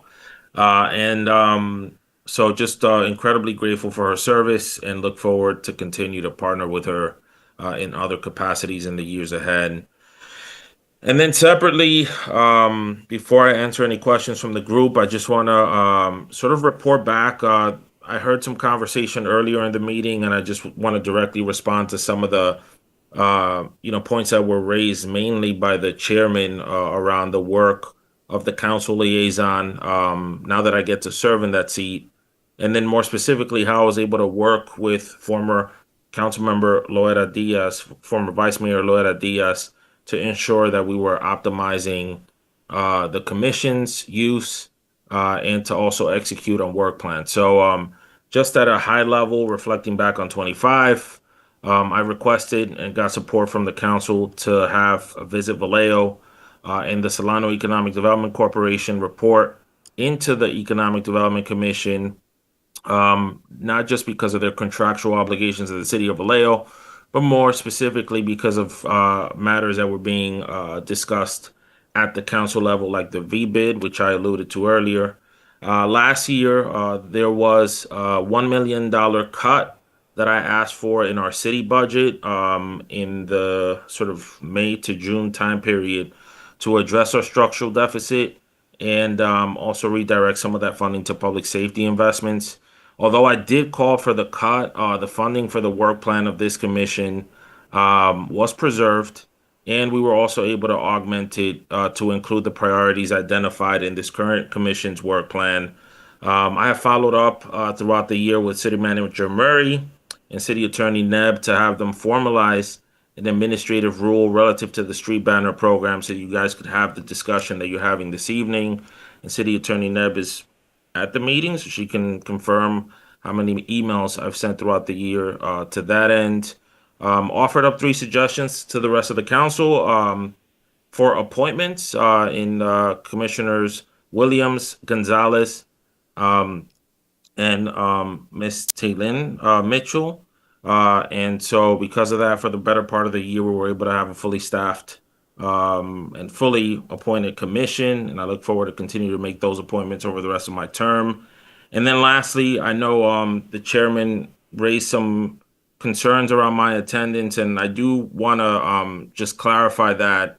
And I want to clarify it because I remember sitting as a commissioner over an 8-year period and really thinking about wanting to have council members in the room as part of the conversation and have them be made aware of the work that we were doing when I served on code enforcement and on the Economic Development Commission.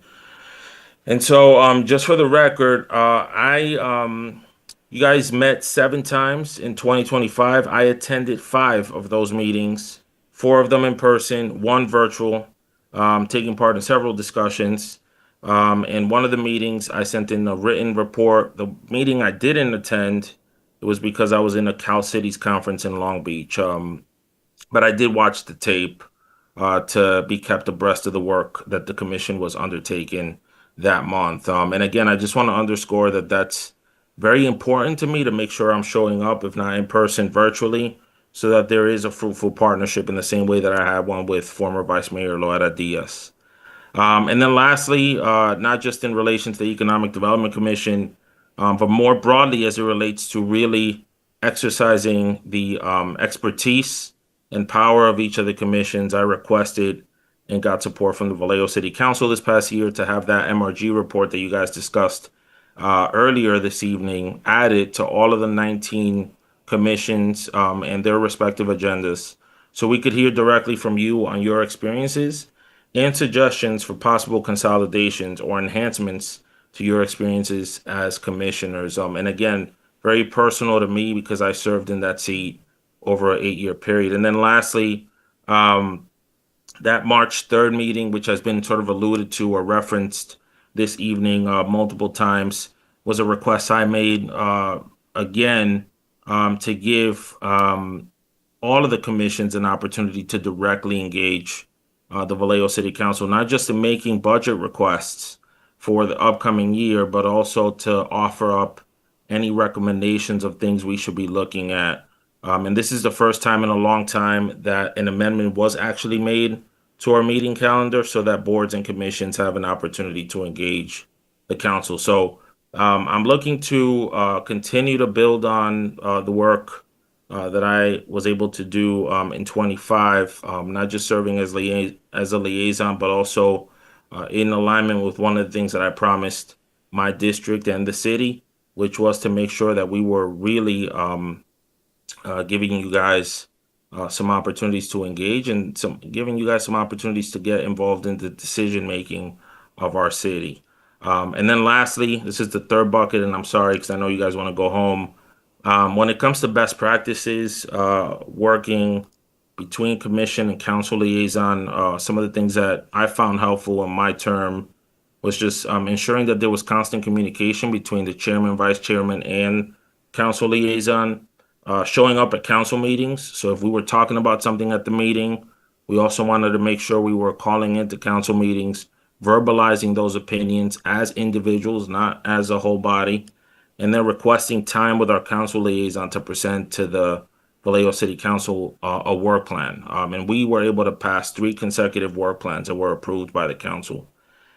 And then last couple things, developing work plans is important, and then operationalizing those priorities, right? So you guys have a work plan, and I think it's important to just really get to execution. How do we get from A to Z, and what role does city staff play to make sure we're bringing to life what we discussed in commission meetings? So I'm more than happy to partner with Chair Monroe, Vice Chair Garcia, and the rest of the commission to enhance the experience for you guys. And I appreciate the healthy debate and dialogue that took place this evening, because we want to make sure you find your experience valuable. And so with that, I conclude my report for the month, and I'm happy to answer any questions you guys may have, not just about my report out, but perhaps any council activity that took place in the past month.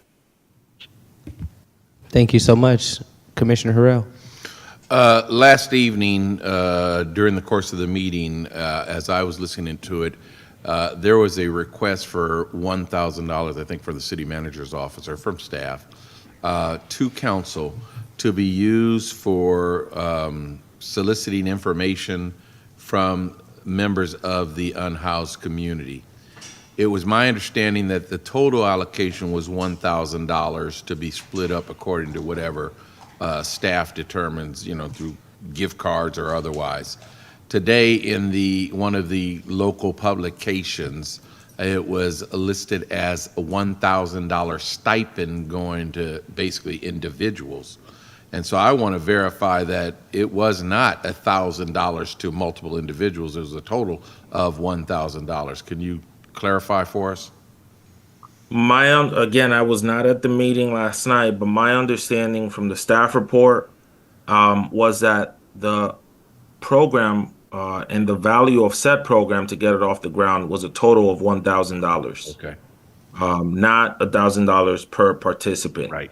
I do want to just also add that in the philanthropic space, it is very common practice to provide stipends to folks when you're trying to devise solutions for, problems, right? I didn't take a vote on the matter last night, but for what it's worth, I will share with the commission that I would not have voted to approve the stipend program at this moment because of what I think Mr. Cowan, who called in, shared, which was that we've got to focus on setting up our infrastructure before we set these programs in place, because otherwise you may be setting aside money for a program, but then if folks don't really feel like they're a part of the process or that their contribution is actually leading to anything, then that may send the wrong message. So I would have opposed the motion yesterday. Thank you. Yep. Thank you. Any other comments? Commissioner Mitchell? Yes, thank you so much, council member. I just have a question regarding the audit. I think it was item B regarding the proposal. So it looks like from the staff report that they received 8 proposals, 3 of which were recommended to move forward, and I did not get a chance to watch the meeting last night. So were those 3, the 3 that were recommended by staff, were those the 3 that were selected? My recollection is that those were actually approved by the council in a unanimous vote. City Attorney Knapp can correct me if I'm wrong. The only caveat that I recall was moved by Councilmember Letterju was that when those scopes were actually, once they're formulated by city staff, she wants to have those be sent back to the council for review. And more specifically, the organizational assessment one. But my recollection of the meeting is that they were moved forward, yes. Okay, thank you. I just will have one quick follow-up. It looks like that there is a ranking system. Is there a process in which folks could see what other consultants were submitted and to see that ranking?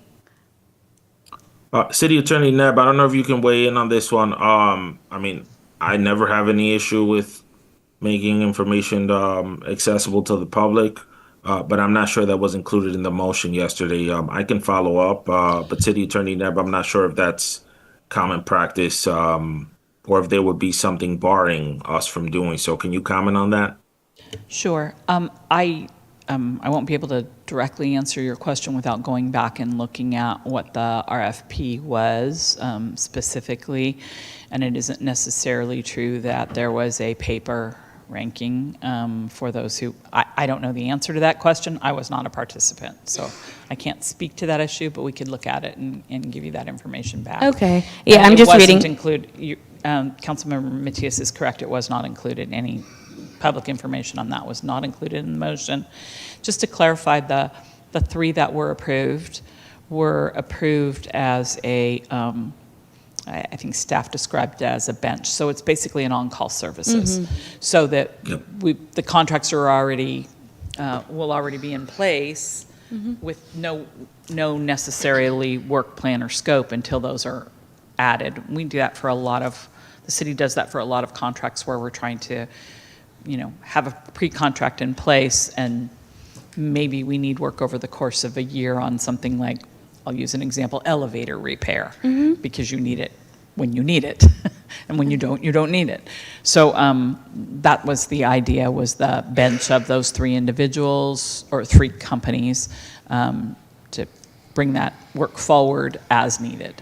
Correct. Yeah, understood. I'm reading the staff plan here. It seems like those 3 entities had different strengths, and so with that together, Right. It does state in here that there was a team of staff as well as that a panel comprised of staff, external experts reviewed the proposals, and there were ranked according to qualifications. So yes, if I could, I don't know if I follow up with you via email to see if that information would be available.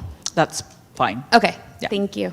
Yeah, Thank and if you don't mind, Commissioner Mitchell, please copy me. So just to add on to that, I just had a community engagement event with Supervisor James in my district, in District 1. I think it was 2 weeks ago. And one of the things that came up from a small business owner was that they actually wanted to have clarity on how folks could bid for work, the process pretty much seemed a little opaque. I have a follow-up meeting with that business owner in a few days' time to just get some more information. But I think what you may be calling out and what that gentleman called out at the meeting is that we need to get more information out to folks, just in terms of how this is being done. Because there seems to be a gap. So I'm committed to getting that out there this year. Yes, thank you so much, Councilmember. Exactly. I just am curious around what the process was to determine success or how they benchmarked folks, and especially given the audit around organizational development. I think that is key based on where we want to see the city go. And so just to understand more about those parameters and how that process will be handled moving forward. So thank you both. Thank you, Attorney Neb. I will follow up and make sure to CC you as well, Councilmember. Thank you so Thank much. you. Commissioner Harrell? Council member, there was discussion early in the meeting this evening, and it's been discussed in previous engagements regarding all city commission meeting of some sort, collaboration, whether it be the chair and vice chair of each commission, committee, whatever the titles are of the different groups, or otherwise, with an objective to align goals and tasks to meet the plan that the city has put forward. Because so often, I'm certain that matters get discussed in one group that are being discussed in another group, and they never come together though. I realize that there's some concern about Brown Act relative to all of the commission or committee members being present during that type of thing, but I'm not sure if it applies if there's no voting taking place. I don't know. The structure could be worked out. I think our attorney can assist with that. Would you be in favor of such a thing, especially in light of the fact that we're now being requested and we're providing input on the sustenance of some of the existing commissions? They're going to be potentially eliminated. So it's like, perhaps if we all got on the same page, we'd have more success. Yeah, so I know you guys want to go home. I could go on for a few hours just on No. this one, Commissioner Harrell, but here's what I'm going to tell you. I'm not just talk. I'm about that action too. So that March 3rd meeting that you see on the books, that was me. I added that on the agenda, on our meeting agenda for the year, because I wanted to start to create the a vehicle or an environment for all the commissions to come and talk to the council. Now, what I hope comes out of that meeting personally is, as different commissions are coming up and sharing either budget requests or work plans, my colleagues are taking notes, right? What are the sort of common themes that are coming up in these discussions? And that can help inform some follow-up conversation at our goal setting, which I believe may be happening maybe in the next month or two. So we don't have a process to do exactly what you've outlined, but I'm hoping that this March 3rd special meeting is the start of that. The second point I just want to add is, it has been very clear, so I'm not disclosing anything that's like a secret to any of you guys, because you guys all tune in and watch council meetings. We have some slippage on the operational side of the house. So it shouldn't fall on council to have to keep track of what directions were given or what work plan is being discussed where and what themes are surfacing. That really needs to be coming out of the city manager's office. And so we've given a lot of direction this past year around that. And I'm hoping that someone on his team can also support in making sure that not just that we're creating the vehicle, but that there's actually follow-up happening in between meetings, like in each of these commissions. Because otherwise, you have the situation that kind of played out this evening where like several commissioners, end up saying like, hey, I don't really feel like we're moving on this. Why are we not moving on this? And that entails a lot of follow-up with city staff. So that's all to say, I'm supportive of it 1,000%. It's why that special meeting is on for the March 3rd date, and we're gonna make progress on that front this year. It's not gonna be pretty. It's gonna be very messy because this is something new.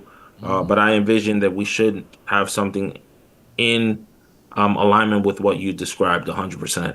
Thank you. Commissioner, yes, man. Thank you for those comments, Commissioner Harrell. Council member, yeah, no, man, you doing outstanding work. We definitely appreciate everything that you're doing behind the scenes, on the scenes. I see the work. I see the emphasis on public safety. I see everything you're doing out here, brother. So I definitely didn't have any dig at your attendance or anything like that. You're here. You respond. You're on camera. I mean, you're doing what you got to do. I know you're on like 10 different boards and committees and everything else. So, brother, believe me, No, I'm and I'm well only aware. saying that really because that actually crossed my mind when I was a commissioner, like keeping it a buck. I would be like, well, why are my council members not showing up? That wasn't the case with Vice Mayor Loera Diaz. Like she showed up. She showed up and she showed out. I wanted to make sure I continue that example. And I'm also sharing that with you because with all of you, because if there's anything I can do better, I actually want to hear it. We're not perfect. So if there's things that you guys feel like in this new year with this new team that can help enhance our relationship, please let me know. Because I want to make sure I'm a part of the solution and not a part of the problem. But No, that you was that definitely was are, my man. You definitely are. And it was just speaking to the observation that, me seeing her and seeing how you interacted with her and the relationship you guys created and built is really, really the real stepping stone of why we are here the way we are today. So that's all I was recognizing, man. Just keep doing the work, and we definitely appreciate what you're doing. sounds good, man. All Thank you. right. Thank you, Chair. Let's head on to the next item, which is item number 11, future agenda items. If you got anything, I do have one thing. Go ahead, Vice Chair Garcia. Thank you, Chair. I think the thing that I'm going to continue to highlight, I think was highlighted at the meeting. I was not at the last commission meeting, but I understand that this commission meeting, we were supposed to have an item about our subcommittees. We have been fully talking about subcommittees for our work plan for somewhere between 12 to 18 months. This is not anything personal against anyone, but we have, and I wrote this in a memo previously, we have 29 actionable tasks for our entire work plan. I don't know if we've addressed any of them, frankly.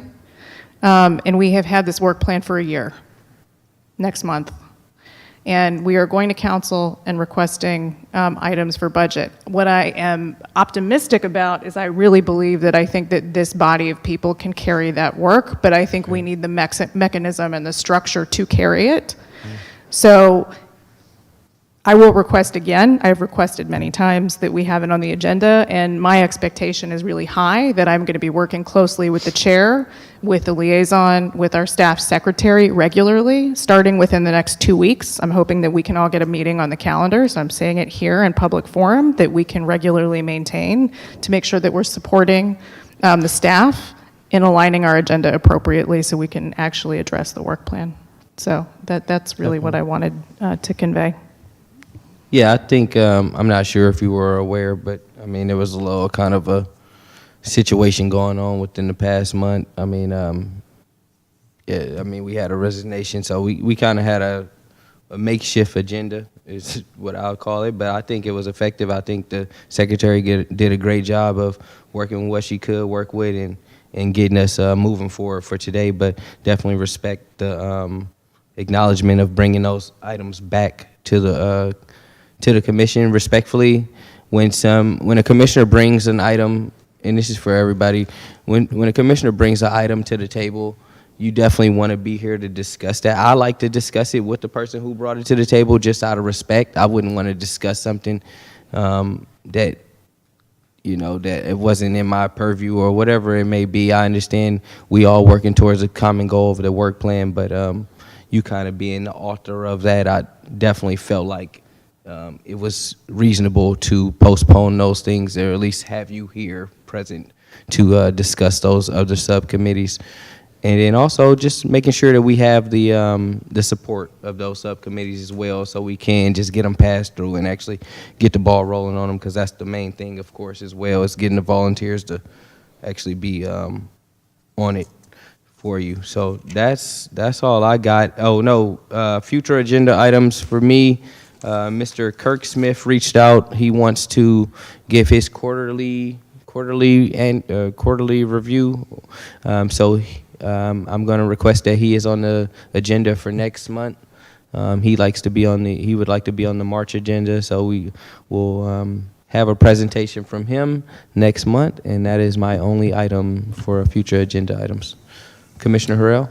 Yeah, under the future agenda item, I don't have anything I'd like to ask, with the exception of anybody that's making a presentation. Do we set a time limit on the presentation? Because honestly, I find it ugly for someone to sit and read slides to me. I just find it to be a waste of time. The slides tell a story by themselves. I should know that information in advance of the meeting so that we can get down to the meat of the meeting when we're there, the issues at hand. So, I mean, I don't know if it's allowed, but do we just let them have the stage for as long as they want?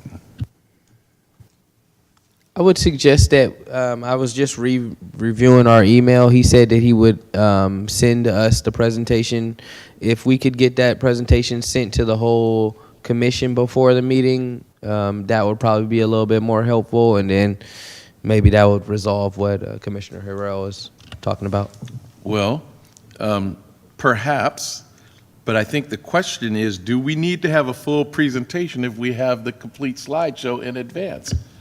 You know, do we need someone to read the slides? I think it's You kind follow what of, yeah, no, I 100% understand what you're talking about, but also, like Councilmember Matias just brought to our point, he created these kind of relationships, and we kind of got to keep them going, you know what I mean? These are relationships that he established. He getting Visit Vallejo to come speak to us quarterly, getting the EDC to come speak to us quarterly. These are things that we kind of, they're beneficial. They might be checking the box, but they are beneficial because, I mean, we learned a lot about the whole hotel tax thing. Just, you know, his last conversation with us was, it was rather long, but it was informational. You know, it was helpful to me. So I definitely understand what you're talking about. Maybe there can be some sort of time limit on the presentation, so we don't have somebody sitting up there for 20 minutes just talking to us. But if the presentation is sent to us beforehand, I think that can alleviate some of the issues, or maybe make the questions a little bit more defined instead of being such like broad questions, or we're just asking them random questions. Yeah. Commissioner Gonzalez? I do welcome the presentations, but I do agree that they should be timed, you know, but in that spirit, we're almost going into our 4th hour being here. Considering that, I think that, yeah, that the aspect of time should be something we should all consider. I'd make a recommendation, if I can. I don't know if this is the right time. Go ahead.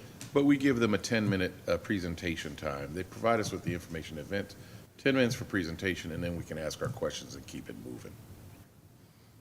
I just think as a control mechanism, we are the body that should be in control, period, with a fat exclamation, not even a, you know, with an exclamation. Remove the period, sorry. Exclamation. We are the body that makes the decisions about how long somebody gets permission to sit up in front of us and talk to us. I appreciate the fact that people want to make the presentation, but I don't think that this shortchanges them in any way, because they actually have a duty, since the city is giving them money, they have a duty to come before a commission that the council has said, hey, you need to do this on a regular basis, quarterly or whatever it is. So I'm just putting it out there. Maybe we can reach out to Mr. Smith and just kind of ask if it could be 10 minutes or something. Go ahead, City Attorney. So I think the commission can set time limits for presentations. This, because some of the presentations that Councilmember Matias was speaking to were made mandatory by the council to come to this body. Some of that information is, you know, bound into that mandatory reporting. You could request, I'm not saying that, you know, they're going to stick to it exactly, but you certainly could request a 10-minute presentation, or however, whatever time limit you want to put on, like the PowerPoint presentation, combined with whatever written report they would otherwise be submitting. The written report can be part of your packet. It's publicly available. The public can read it, and you all can read it, and then the PowerPoint could perhaps hit the highlights. Perfect. Thank you, guys. Let's move on to announcements. Number 12. Any announcements? I know we all want to go. Vice Chair?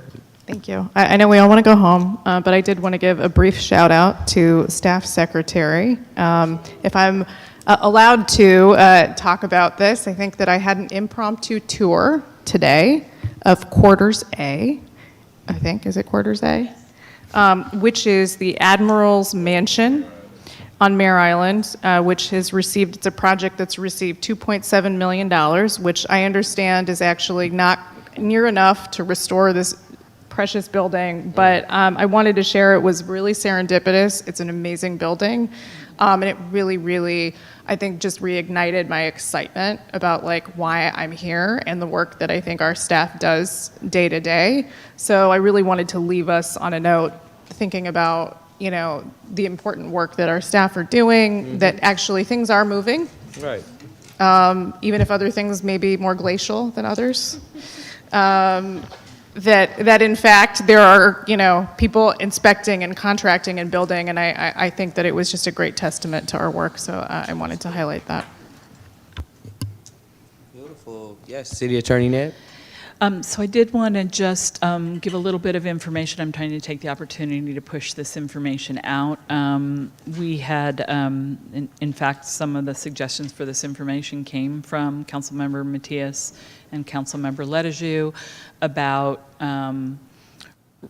reaching out to the public in a broader fashion relative to the elimination of blight and blighted properties within the community, and what are we doing, what aren't we doing, how do they report, et cetera. So I just wanted to report to this commission. I reported it to the council last night, reporting to this community, or this commission, and to anybody who might be listening to this commission's meetings, that under the city attorney's tab on the city's webpage, and then there's a subpage for the neighborhood law program.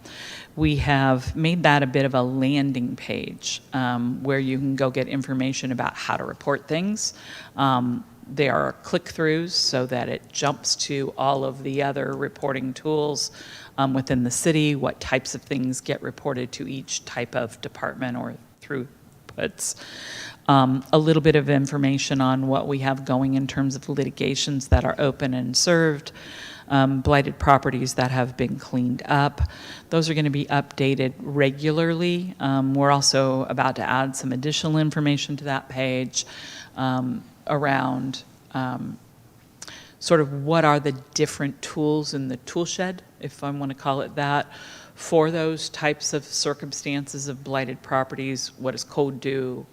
What does our office do? What are our options and tools? So there's going to be another little paragraph added to that page to help explain that to the community. And then last night I did sort of commit to some community meetings on this topic. So if, you know, commission has input on areas that are particularly sensitive and have particular, you know, concentrations of some of those issues, that we would go out to those communities, provide information and hear them out. So just wanted to let this commission know that that's out there. We're also taking a look at some of the unused, unboarded, vacant properties as well. So, you know, stay tuned for updates to that page, but it is a place where you can go to get what I hope to keep as very current information. And it's one way to check there before you know, ask 15 people about the same thing. Sometimes we get a lot of things about the same thing over and over again. It helps for the public to have a spot to go look at some of those issues. So that's just a little update for you. Thank you so much. And just for clarity, you said that's under the city attorney's tab on the City of Vallejo page? It is on the city attorney's tab, and then it's a sub-page under there for NLP, or the Neighborhood Law Program. Yeah.